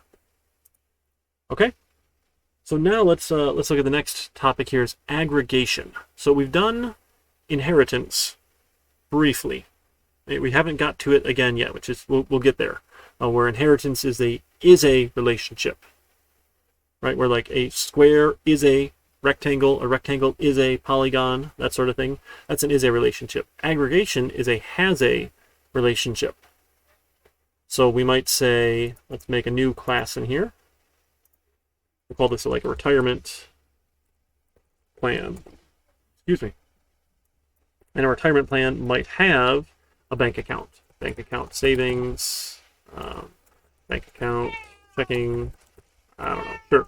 Like this is has a relationship. So retirement plan has a bank account, and maybe it has a polygon, or I don't know, you could has a vehicle. You could do all sorts of silly things here, right? But that's an aggregate relationship. So where one class has an instance of another class. Like we actually did that with Polygon, right? It has a array list here. Oh, my big guy. My old cat came to say hi. You can say hi. Say hi. He's the old man. He's like 14 now. He sleeps a lot, but he's awesome. He's the last OG. So like we were doing this before with array list, but you didn't really consider it too much. But when you like are doing it with your own classes, checking and savings, right? You have to think more about this relationship of a has a relationship. Okay, and anytime you has another class here, it's a reference type. You pretty much don't want to return that reference. So you want to make sure we're doing copies of those things. So if we need to pass around bank accounts, we want to pass around copies most of the time, right? And it can get a little tricky depending on what you're doing, because if you pass them the copy and then they try and use like the deposit function, they're going to deposit it into a copy of your account, which is not your account, and you're going to be sad you didn't get the money. Yeah. So a lot of it depends on how you're using it. But in general, returning references to your private data types here is bad form. Okay, so generally bad form. So you don't want to just have a get method that returns it. Right, that's bad form. So I'll just add that real quick. We'll do an insert code for gets, get checking and savings, and we'll say this is bad form. Generally bad form. Return a reference. Don't eat my fingers. I'm trying to type. To a private data member. Right? Because then they'll have access to it and they can call the methods, right? Outside of your control. Because if they're a private data member of your class, you should be the only one who has access to them and the only one who calls their methods and interacts with them. And this idea of encapsulating all those details around. Okay? Now, all of these types could be null. So you might have run into these null reference errors. And we did that actually in our unit test real briefly, where white numbers was never set. It said, hey, white numbers was null. When we had screwed up, not we, I'm not royal, not a king. If you don't assign them a value, they're null. Right? That's the constructor's job, is to give values to all of your attributes. Its job is to make sure they're not null. So you gotta be careful with those. We've done the this parameter. The constructors, do we do a this with the constructor? Here, so we could add another constructor here, like public bank account, with no arguments, and then I don't have to do the same work over again, right? Anytime you have the same code twice, you should feel bad about yourself. So I'm just going to say this, given an empty string for name. This here, it's not this dot for my attributes, it's this instance calling the constructor, given a name here. That's the constructor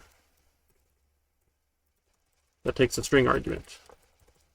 Right, so it just gives it an empty name. Sure, why not? So maybe set name makes sense here. So let's add a set name method here, because you should probably be able to set the name of your account. So we'll insert some code, insert a setter for name.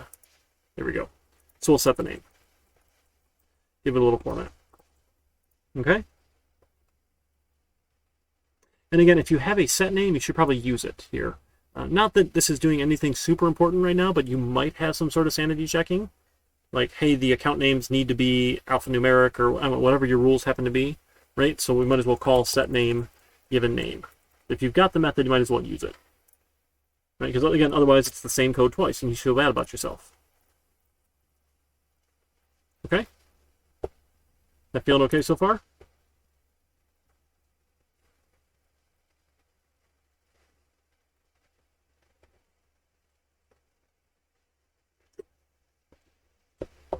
All right, so now we're going to look at the next thing. These are enums. So enums are awesome. It's a way of enumerating a type. So you have a nice name for your variable.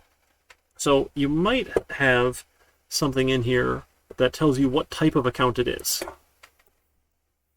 Right? So maybe we were to have a, I don't know, like this could be a checking account, this could be a savings account, or I don't know, they'd probably come up with some other account types, but do they have like a money market account or something like that? Sure. So we'll have we want this to be a public enum here. This is account type. And we say checkings, savings, or checking, saving, probably with an S, right? Checkings, checking, savings.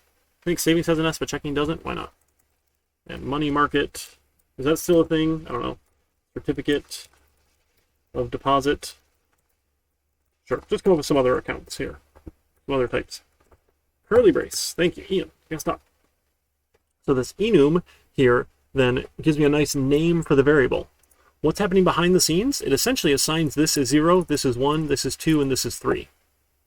That's just what it does behind the scenes. But now I can use this type here all the time. It's really handy. So now we might have a type here that we can set and get. So maybe we want a private account type. Probably a capital A there, right? Account type. Because it's almost like its own class here. Hi. Hi, baby. Yeah, right? And then we'll add sets and gets for the account type. Yeah, come on. I'm trying to type. You get down.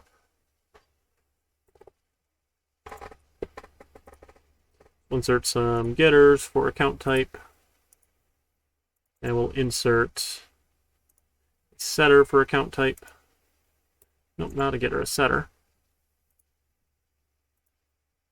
For account type. There we go. So you can set and get account types.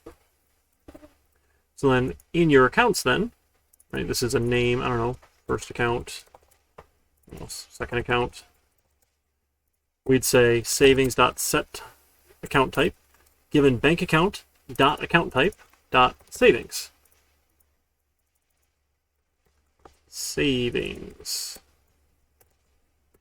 So now I get this nice savings, this variable here, this enum type that I can use behind the scenes. And then this checking then, checking.set account type, given account type checking. And another savings, sure, another savings, set account type. Nope. Set account type, there we go. Account type savings. So bank account class, public account type enum, savings. Or if you wanted, it could be a whole separate class. Again, depending on what you're doing. So like the book example is like day of week. Sure, you could have that. And your enum could go in its own file, its own class. And that's okay too. So then cool things you can do with enums, you can check if they're equal to each other. Right? I mean, yeah, we should be able to do that. But you can get the ordinal value as its numeric value back out. Or you can get the string representation here. So when we look at our string here, count, here's the name, number, balance, and then let's add in here type, right? Type here. We'll add in count type dot toString. Oh, we probably don't even need the toString, right? Because it should toString it already. So let's take a look at that. So let's run our classes here. So 10, 10, 10, sure. Oops. No, we're not getting the type out. All right, maybe we need the toString. Oh, we wouldn't need it, but that's okay. toString.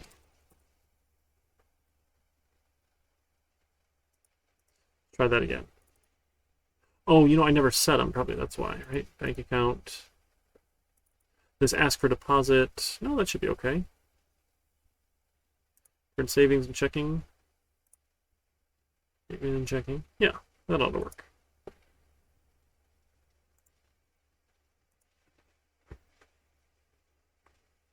All right.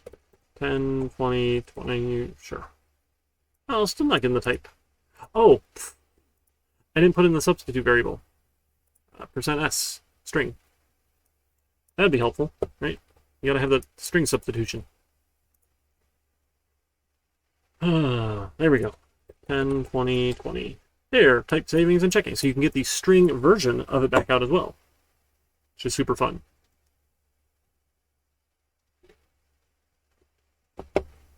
So ordinals are really handy, and they're actually efficient behind the scenes because it's really just storing that numeric value, which is cool.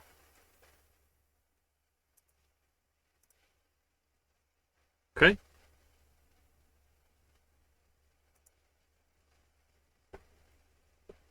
And you can use enums inside a switch. Sure, that's fun and all. All right. The last little bit is about garbage collection. And garbage collection is when Java frees up memory that's no longer being used. So in here we say, hey, I want a savings account. As long as I have this reference to savings account, Java's not going to garbage collect. Hey, thanks so much for following, friend. Sorry, I missed your name there. It only shows up for a second there. But as soon as we no longer have a reference to this account in memory, right? When we say if savings were to equal another savings, wherever this is stored in memory is going to go garbage collected because we no longer have a variable that points to it. So if we said bank account savings, or sorry, savings equals a new bank account, you know, other first account, sure, why not? Now the first one created will get garbage collected. Someone's going to come take out the trash. Right? The idea is that we're no longer pointing to this location in memory. Remember, when you declare a variable and you initialize it, Java has the reference, and it says, hey, over here in memory. You exist over here. Let's draw this out. This is fun. And this is all the Java virtual machine. That's the Java virtual machine doing this behind the scenes for you. When you say you want a bank account, equals new account. New bank account, given some name. Right? Java goes out in memory and says, okay, I need a spot for a string for name string, an int for balance, or a balance int. Right? And name string is actually pointing to somewhere else in memory. The balance int, it can just go right here, right? And then a enum type, account type. Which is essentially another int, but it's the enum, it just lives here. So Java will give you the new account, this is the bank account in memory, say it like x39f2. Sure. When you say bank account equals a new account, again, it now points to a different bank account over here with its own set of values. This one no longer gets pointed to, right? Your savings variable doesn't point here, it now points over here. If there's nothing pointing at this location in memory, the Java garbage collector is free to go pick it up. And it's its own process that runs behind the scenes. It's not guaranteed to pick it up right away. It has its own internal timer, and all sorts of really smart people work on this sort of stuff. The garbage collector for the .NET framework is open source now, and there's some really smart people on the team, and they did this like hour-long interview about garbage collection that was super fascinating, but I could only understand like a quarter of it with their like lead developer for the garbage collection system. I was like, wow, really glad smart people work on this stuff, because I have no clue. Okay. So when you do this, the first one here can get garbage collected.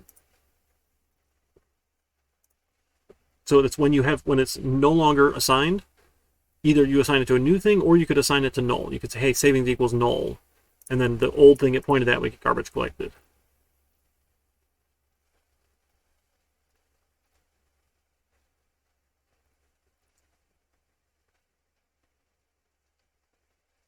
Okay. It's got the last little bit about class collaboration, this idea of how classes work together, right, with a has a relationship, right, or, you know, what responsibilities different classes have. That's all about our object-oriented design. Okay. You folks are doing great so far.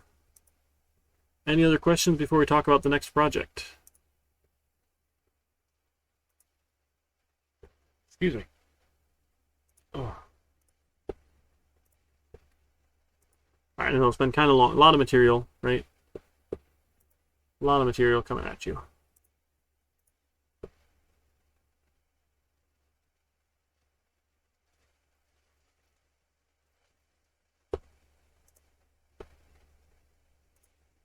All right, so let me grab a page here. We'll go to assignments.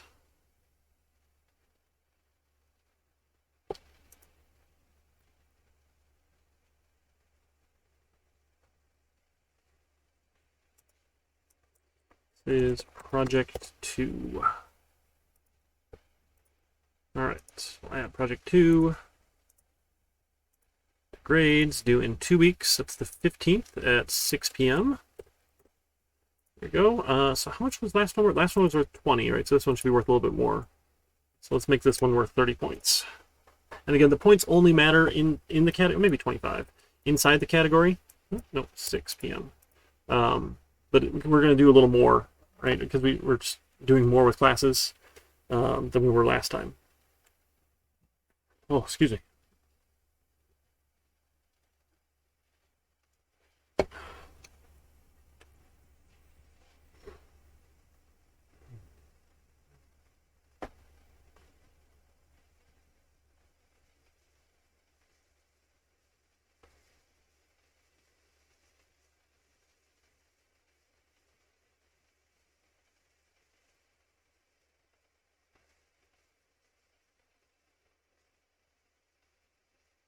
Sorry, I'm just thinking for just half a second here. So we did that one last time.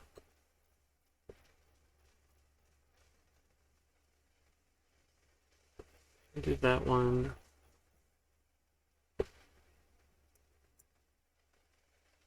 I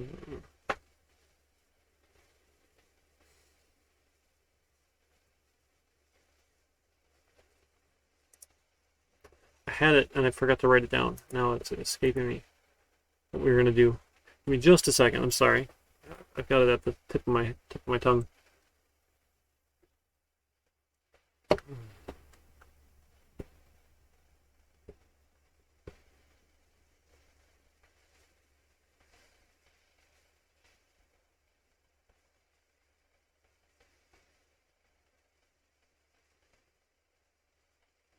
Why am I not?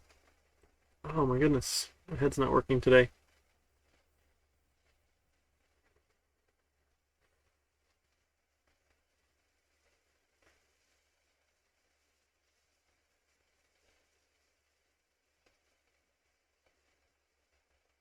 Oh yeah, okay. Now I got it. Sorry. Wow. That COVID brain fog. Can I blame that? All right. So we're going to build a text-based Texas Hold'em game, poker game, for one player versus one computer. Okay, so Texas Hold'em is a variant of poker. Nope, not poker free, just Texas Hold'em. We just want the definition. I'll be on Wikipedia. There we go, Wikipedia. Thank you.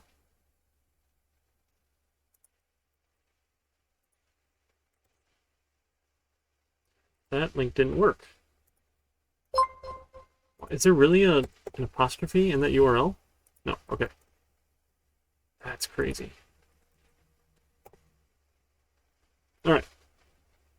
So the way Texas Hold'em works, it's a variant of poker in which you get a 2-card hand and your opponent gets a 2-card hand, and then 5 cards are placed on the table and those cards are shared. So either player can use as many of those cards as they want to make the best 5-card poker hand.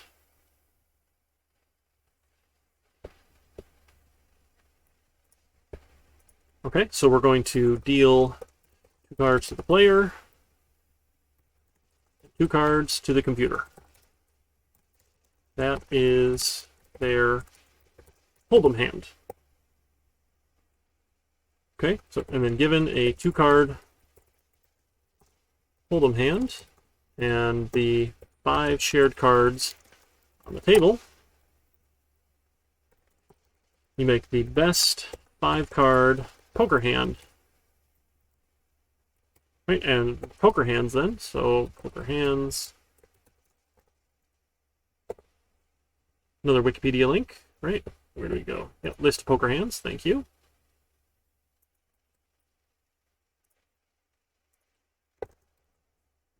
Excuse me.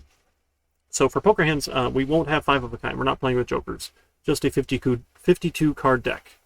Right? You have spades, clubs, hearts, and diamonds. You have ace through king. So ace, 2, 3, 4, 5, 6, 7, 8, 9, 10. Jacks, queens, and kings. So 13 cards of each suit makes 52 cards in a deck. We play with a single 52 card deck.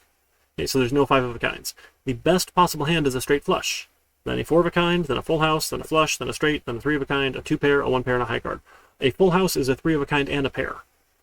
A flush is all the same suit. A straight is the number sequence, and that is either ace high, ace, king, queen, jack, 10, or ace low, ace, 2, 3, 4, 5. Either of those are valid straights. 3 of a kind, 2 pair, 1 pair, and high card. Okay? So, and again, it will tell you about what you need each one here. But the idea is you need to find the best possible 5-card poker hand. So I'm actually going to give you, last semester we did poker, with just 5-card poker, where we were able to figure out the best possible 5-card poker hand. So I'll give that one to you. So you can rank one poker hand against another poker hand. It'll figure out all this logic. What we need to do is the Texas Hold'em portion of it, where you have a 2-card hand, and you, given 5 shared cards, find the best possible hand to see who's going to win. Okay, so I'll provide the 5-card poker hand class. You need to write the Hold'em hand class that, given a 5-card shared pool, or given, I don't know, the shared cards, can calculate and return the best possible 5-card poker hand. Use that to see if you win, draw, or lose against the computer. No, you don't have to know how to play poker, Bill. You can learn it. You can definitely learn it. Are you familiar with it? It's actually a really interesting game. A lot of fun.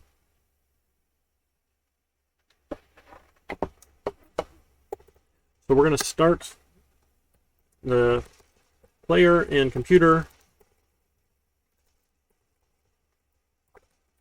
off with $100 each. Each turn, alternating. One player automatically bets $2, the other $1. Okay. I mean, you don't have to gamble to play. You can just play for fun. You don't have to wager real money or anything. So we're going to take turns here. So alternatingly, the first player bets 2 and the other player bets 1. The player who bet 1 gets a chance to see their 2 cards, and then they can call, put the other $1 in to match the $2 bet, or raise, bet more than the 2 already from the other player. Okay. If the player calls, the computer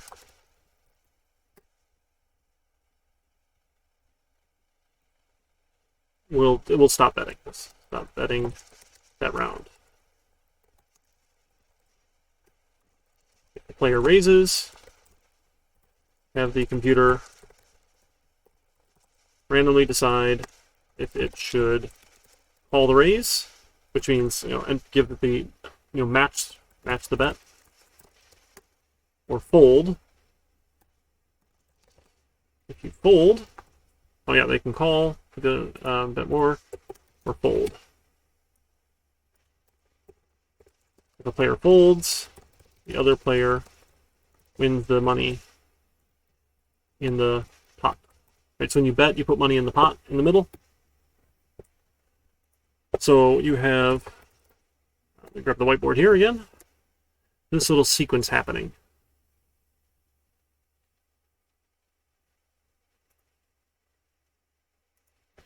So it will have me, oh no, let's do me down low. We'll do the computer, and we'll do me. So we each start with $100 here. Okay, we'll say I bet 1 first. The computer bets 2. So the computer puts $2 in.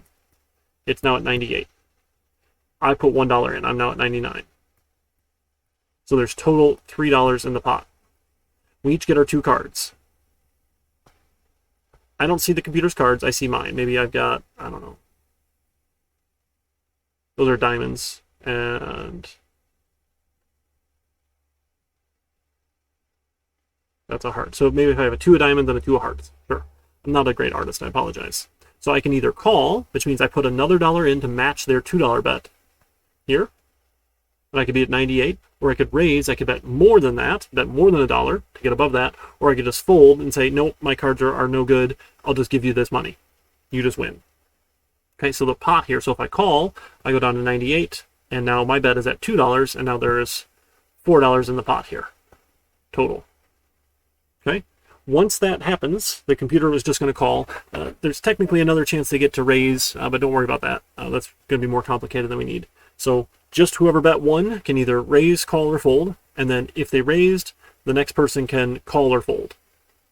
We're just going to allow 1 raise per per round here. Then what happens is after this round is called, everyone has bet the same amount. You get 3 cards in the middle. This is called the flop. Right? You see 3 cards in the middle. There's, you know, something in here, something in here, something in here, and then you get a chance again to bet. So I can bet, or I can check. So check is I just bet 0 essentially. So you can bet or check, which is like a 0 bet. Then the other person can either call the bet, fold, or, you know, raise the bet. So there's one chance to raise. So then raise, call, fold. If they raise, you can call or fold. Okay? Where'd it go here? So the first round is called. 3 cards are put into the shared pool of cards. Another round of betting happens. The first person can bet 0 or more. Next person can call the bet, raise, or fold. They raise. First person can call or fold. So call is like matching the bet, right? So call matches the bet or folds. Okay? Then, after the second round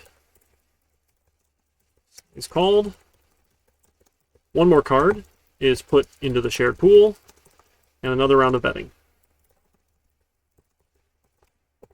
And after the third round, one more card. The last one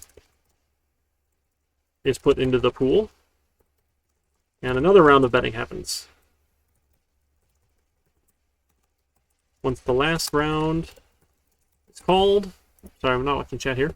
Yep, once the last round is called, then you actually compare best possible 5-card poker hands to see who wins. The winner gets the money in the pot. If you tie, you each get half. Okay? Right, so you just go back and forth. So there's a round of betting with no cards in the middle. There's a round of betting with 3 cards in the middle. There's a round of betting with 4 cards in the middle, and a round of betting with 5 cards in the middle. Once that round of betting is done, then you see what is the best possible hand. Again, I'll give you the code for poker hand, which takes 5 cards. And you can compare, hey, is this poker hand better than or worse than this one? So in order to do that, what we do is we add a comparable here. Let's see. That's not a great one here. Let's go. Let's do bank account. Why not? So what you do is you are going to implement an interface. You say implements comparable of type bank account. Again, we'll get to what all that means in a little bit here, but don't worry too much about it. But this says, I will be able to compare myself with another bank account and tell you less than, equal to, or greater than. So, and it's going to tell you, no, we don't. We want to implement the interface. So it has a method compare to, which returns an integer. So returning a negative value means this account is less than the other account. And I prefer other. Right? Returning 0 means they are equivalent, and returning a positive value means this account is greater than the other account. Okay? So what we can do, in my case, just to compare accounts, I want to say who has more money. Right? So we're going to return my balance minus the other dot balance. So if I have more money than they have, this will be a positive number. As an int, sure. So int. Why not? Okay, because that was doubles, right? Yeah, fine. Int. Oh my goodness. Okay. Balance minus other balance as an integer. If it's 0, it means they're equivalent. We have the same amount of money. If they had more money than I had, right, it'll be less than. So you can compare hands this way. Okay? So give me a second. Let me start up a project 2 here. Oh my goodness, come on, project 2. Project 2. Oh, let me commit what I have here. So this is chapter 8. Chapter 8, part 2. Commit and push that. And then I'll start the next project.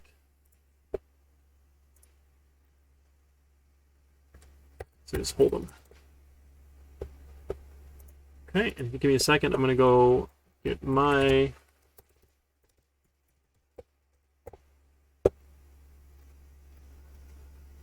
find that.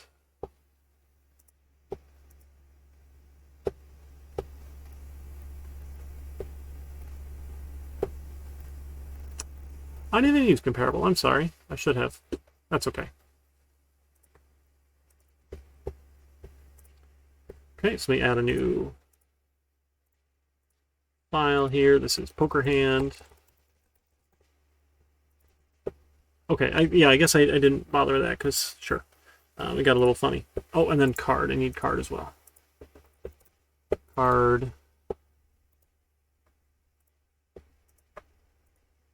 Ah, card was comparable. There we go.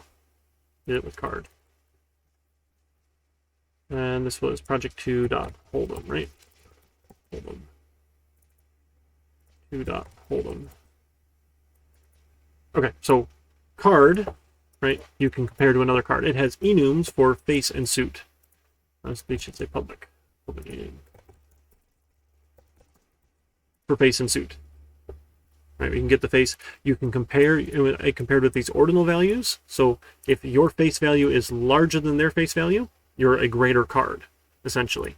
So we had clubs, hearts, spades, diamonds, and then 2, 3, 4, 5, 6, 7, 8, 9, 10, jack, queen, king, ace here. So then poker hand then had a list of cards, and it had an int of count of faces that I'm going to use in a little bit, and it keeps them sorted for fun. This sorts my cards. Right, and then it goes and counts the faces that I have in my count of faces list using the ordinal value of the face. All of this for some comparisons I do later. This has a enum for rank. Sorry, this should be public. Public enum for rank, and I have a public enum for result, a win, draw, or lose result.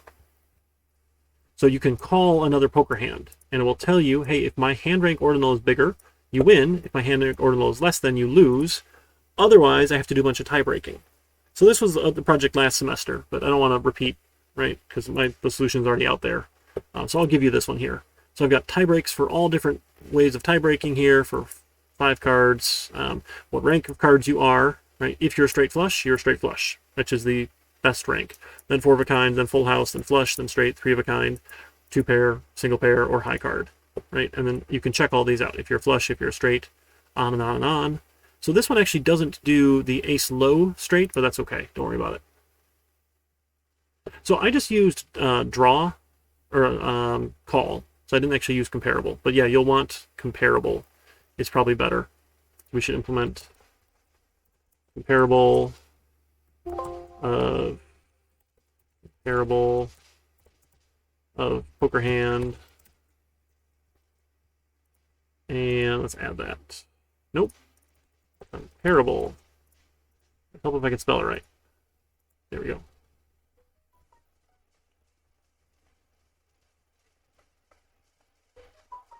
Where'd it go? Where'd it go? Lost it. Didn't it add it?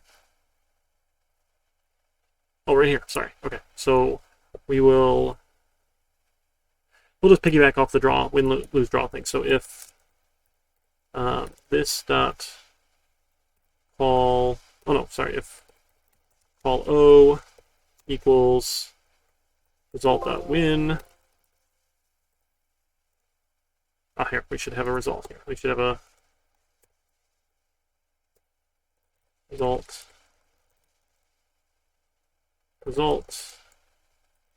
call O, and then if result equals result dot win, return a 1 because we're greater than, else if result equals loss, lose, return a -1, Otherwise, return a 0. We drew. Okay, so this compare to then will let us compare a little bit nicer here. So a positive number means you're greater. So if I called their hand and I won, I'm greater than their hand. If I called their hand and I lost, I'm less than their hand. If I called their hand and I drew, we're equivalent. We're the 0 here. That probably should go down a little bit more though, right? Probably down here, sure. Okay, so you can look at poker hand later, but all you need to do is give it an array list of cards, and it will go do the rest. So given your 2-card Hold'em hand and the 5 shared cards, you need to generate all possible poker hands. And there's only 21 of them. It's not too bad. 21 possible poker hands, and see which one of those 21 is best. Okay, and then that hand you will use to compare against the computer's Hold'em hand. So Hold'em hand needs to have a similar method, either compared to or like this call style method where you can win, lose, or draw. Whichever you prefer. Okay? So I'll give you those. So I've got that for project 2 starter. I'm going to assume you're going to use mine. Okay, if you so that's the goal. I think that's probably a good starting point for you. Okay.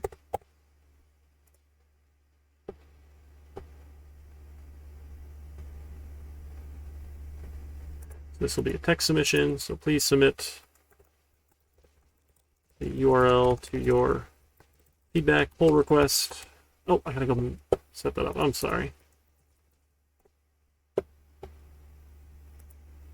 Give me half a second to get you that link.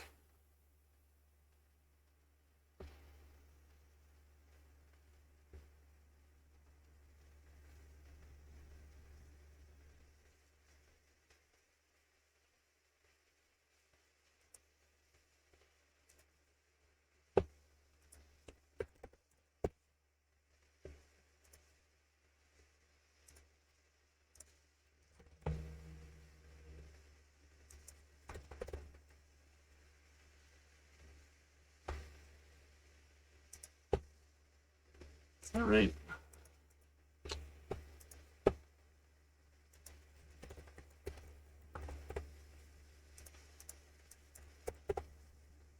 Let me see.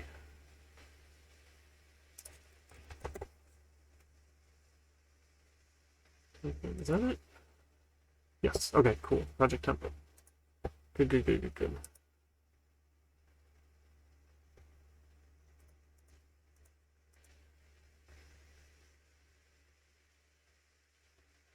All right, so here's the GitHub Classroom URL.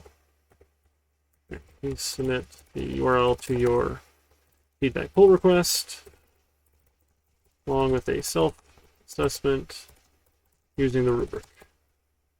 Rubric. Assessment using the rubric. Okay. Cool. So let's do the rubric here.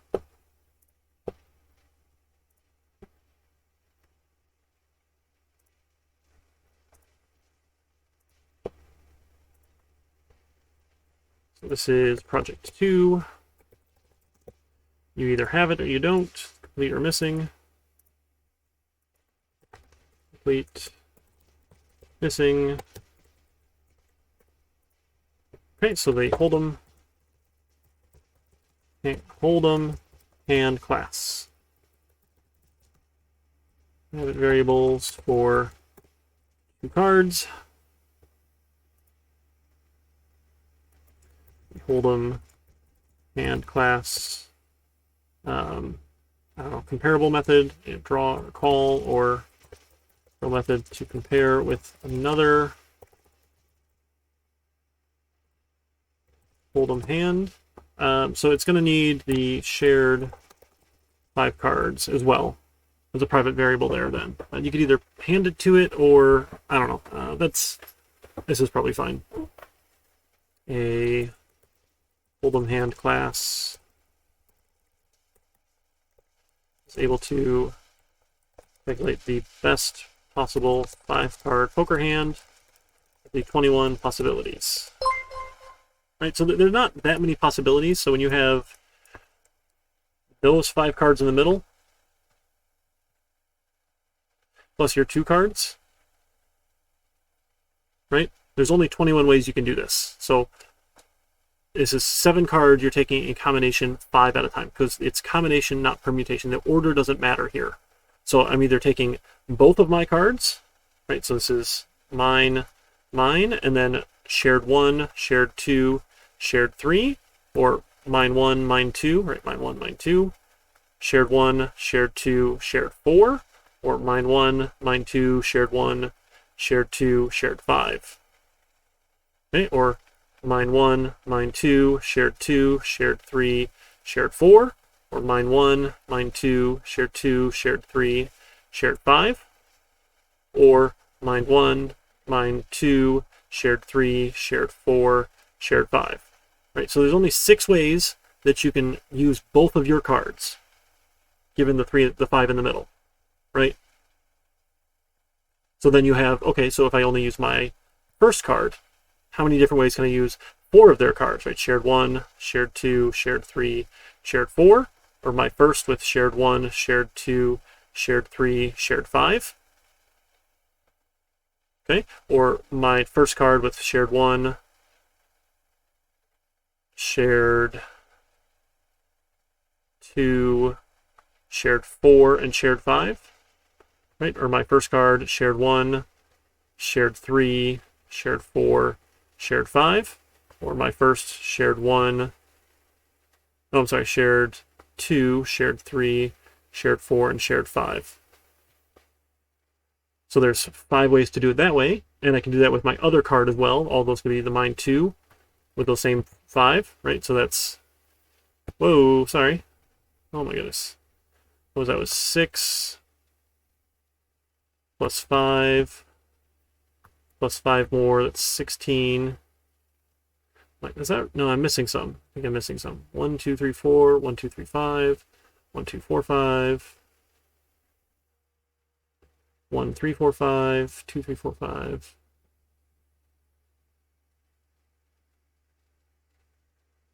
One, 2, 3, 4, 1, 2, 4, 5, 4.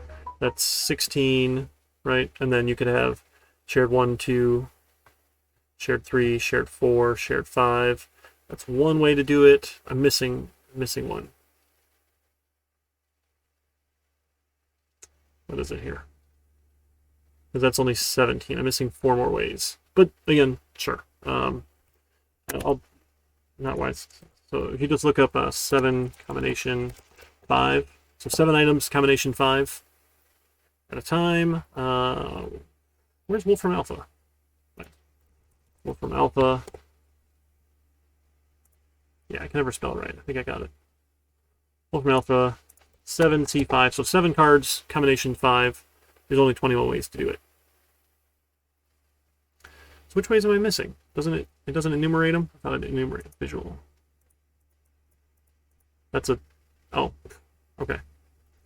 It's not a great way. It's gonna drive me nuts now. Which one am I missing? 1, 2, 3, 1, 2, 4, 1, 2, 5. Oh, okay, yeah, no, there's more here. So I missed this one up here. Sorry. So 1, 2, 5. Then I can have 1, 3, 4, 1, 3, 5, and then 1, 4, 5. These are all 1s here, right? And then I move into the 2s. So it's shared 2, shared 3, shared 4, shared 2, shared 4, shared 5. Right? So that gives you 2 more ways. So that's 8. And then you could have 3, 4, 5 as well. Right? 2, 3, 4, 2, 4, 5, and 3, 4, 5, 3, 4, 5. That's 9. And there's one more way. 1, 2, 3, 1, 2, 4, 1, 2, 5, 1, 3, 4, 1, 3, 5, 1, 4, 5, 2, 3, 4, 2, 4, 5, 3, 4, 5, 9. And then all the shared, that's 10, that's 20. Oh man. One of these ones, okay. Sorry. back to the rubric. That's where we were here. Sorry. Okay, so we calculate the best one here. So these will need to be custom points here. So this is 2 points for having the right variables here. Being able to call another hand, we'll say is 5 points. Calculating the best possible hand is 5 more points there. Okay, and then the game itself. Hold'em game. The round of betting with just 2 cards. I'll do 2 points.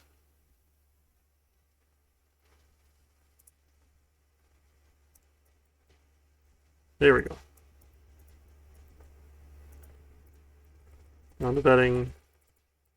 2 shared cards. Plus, 2 cards. Plus 3 shared cards. 2 more points. Round of betting with 4 shared cards. Round of betting with the 5 shared cards.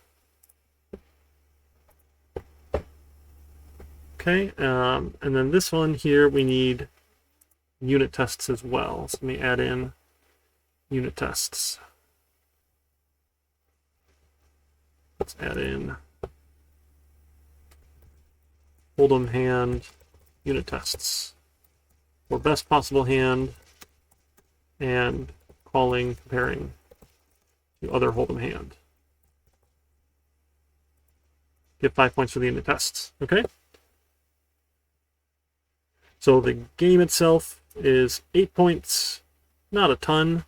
Most of it's the Hold'em hand class itself with the unit tests. That's the bulk of your points here. So that's going to be 17 there with 8 more for the actual game itself. And a stretch. Thank you. There we go. Yeah, why am I not missing that last one? Tim, you're gonna be sad. I couldn't figure it out. Why is it not? Right? It's 1, 2, 3, 1, 2, 4, 1, 2, 5, 1, 3, 4, 1, 3, 5, 1, 4, 5, 2, 3, 4, 2, 3, 5, 2, 4, 5, and 3, 4, 5. Right? That's 1, 2, 3, 4, 5, 6, 7, 8, 9, 10. I just can't count. That is 10 right there. Right? That's 10. That's all we needed. That's 10. Right? 1, 2, 3, 4, 5, 6, 7, 8, 9. I missed one. 1, 2, 3, 1, 2, 4, 1, 2, 5, 1, 3, 4, 1, 3, 5. 1, 4, 5, 2, 3, 4, 2. Oh, 2, 3, 5. 2, 3, 5, and then 2, 3, 4. Okay, I was missing one. So that's 10 possible ways there. 5 more with 4 cards, 5 more with the other 4 cards using the other individual shared, and then 1 way using just the shared cards. There we go. 21 possibilities. I got it. 21 total possible ways that you can do this. Okay? And loops are your friend here, right? Loops will make this easier for you, but, you know, again, if you want to do it the hard way, you can just do 21 different hands and see which one's best. Totally up to you. I will let you figure that one out. Okay, and then we'll play. Right, that it just keeps on going until you're out of money, essentially, for the betting rounds. So remember, the round of betting is you can call or you can raise. And we're only allowing 1 raise, and then they can either call or fold when they're responding to that. Okay? There's probably a good free site for playing Texas Hold'em Online, too. But I'm not Texas Hold'em Online free. It's probably a good one, right? Arcadium?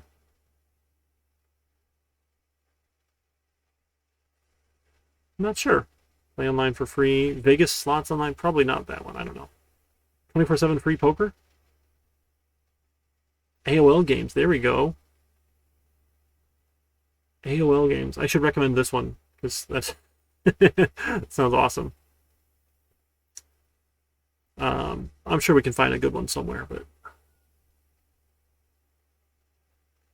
Robstown, Texas is the official birthplace of the game as declared by this Texas state legislature.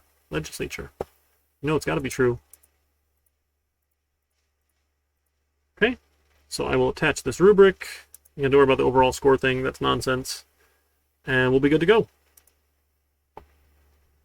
Any questions or concerns, please let me know. If you're new to poker, that's okay. We can figure it out.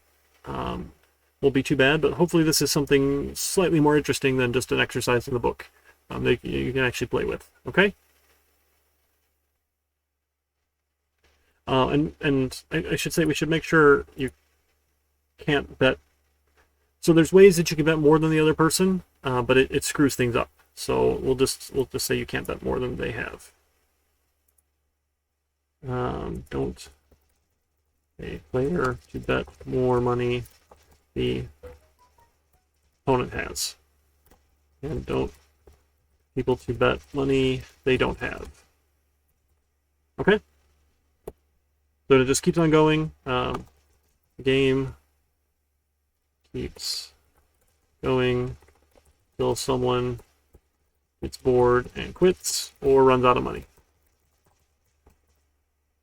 I probably should have put that in the rubric, but yeah, okay, I'll do that. I will do that.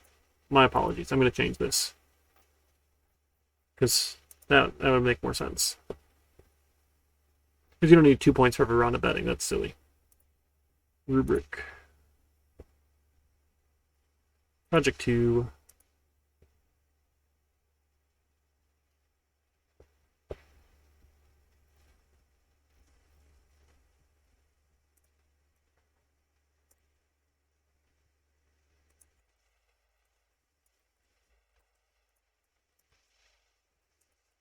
So don't allow people to bet money they don't have.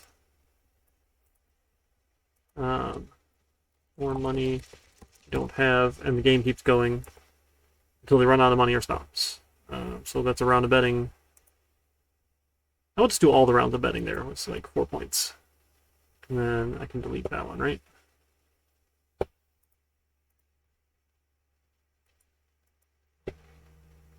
No? Am I not allowed to delete criteria? That's weird.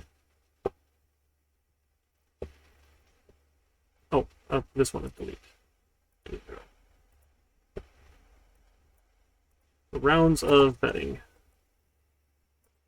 4 points. Okay, I like that. So 1 point per each round of betting. So the 2 cards, the 3 cards, 3 shared, 4 shared, 5 shared. 1 point per round. And then they can't bet more money than the opponent has. They don't, and more money they don't have, and they just keep on going. All right, I like that much better. Still 25 points. We should be in good shape there. Any other questions, thoughts, or concerns? I know we're jumping into the deep end, trying to have some fun with classes, playing with them, using some of those enums, that compare to thing. Yeah, should be in good shape. Oh, we didn't use a copy constructor. That's okay. That's all right. Maybe we could add one. I don't know. Probably okay. I'm just talking to myself now because you guys are quiet in chat there.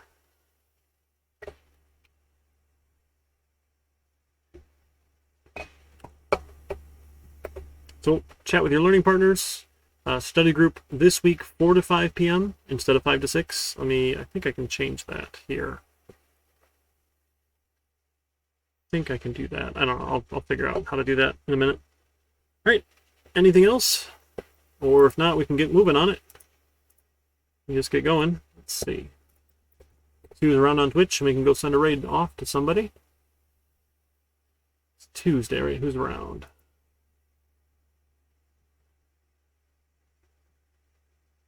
Ooh, Psych.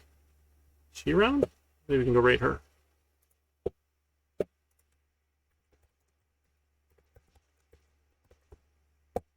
Go learn some soft skills. Yeah, we'll go check out Psych Queen. She's awesome. Streams her psychology stuff. A great Knowledge Fellowship friend. And we'll go from there. All right, folks, reach out if you have any questions. Let me know. If not, I'll see you around.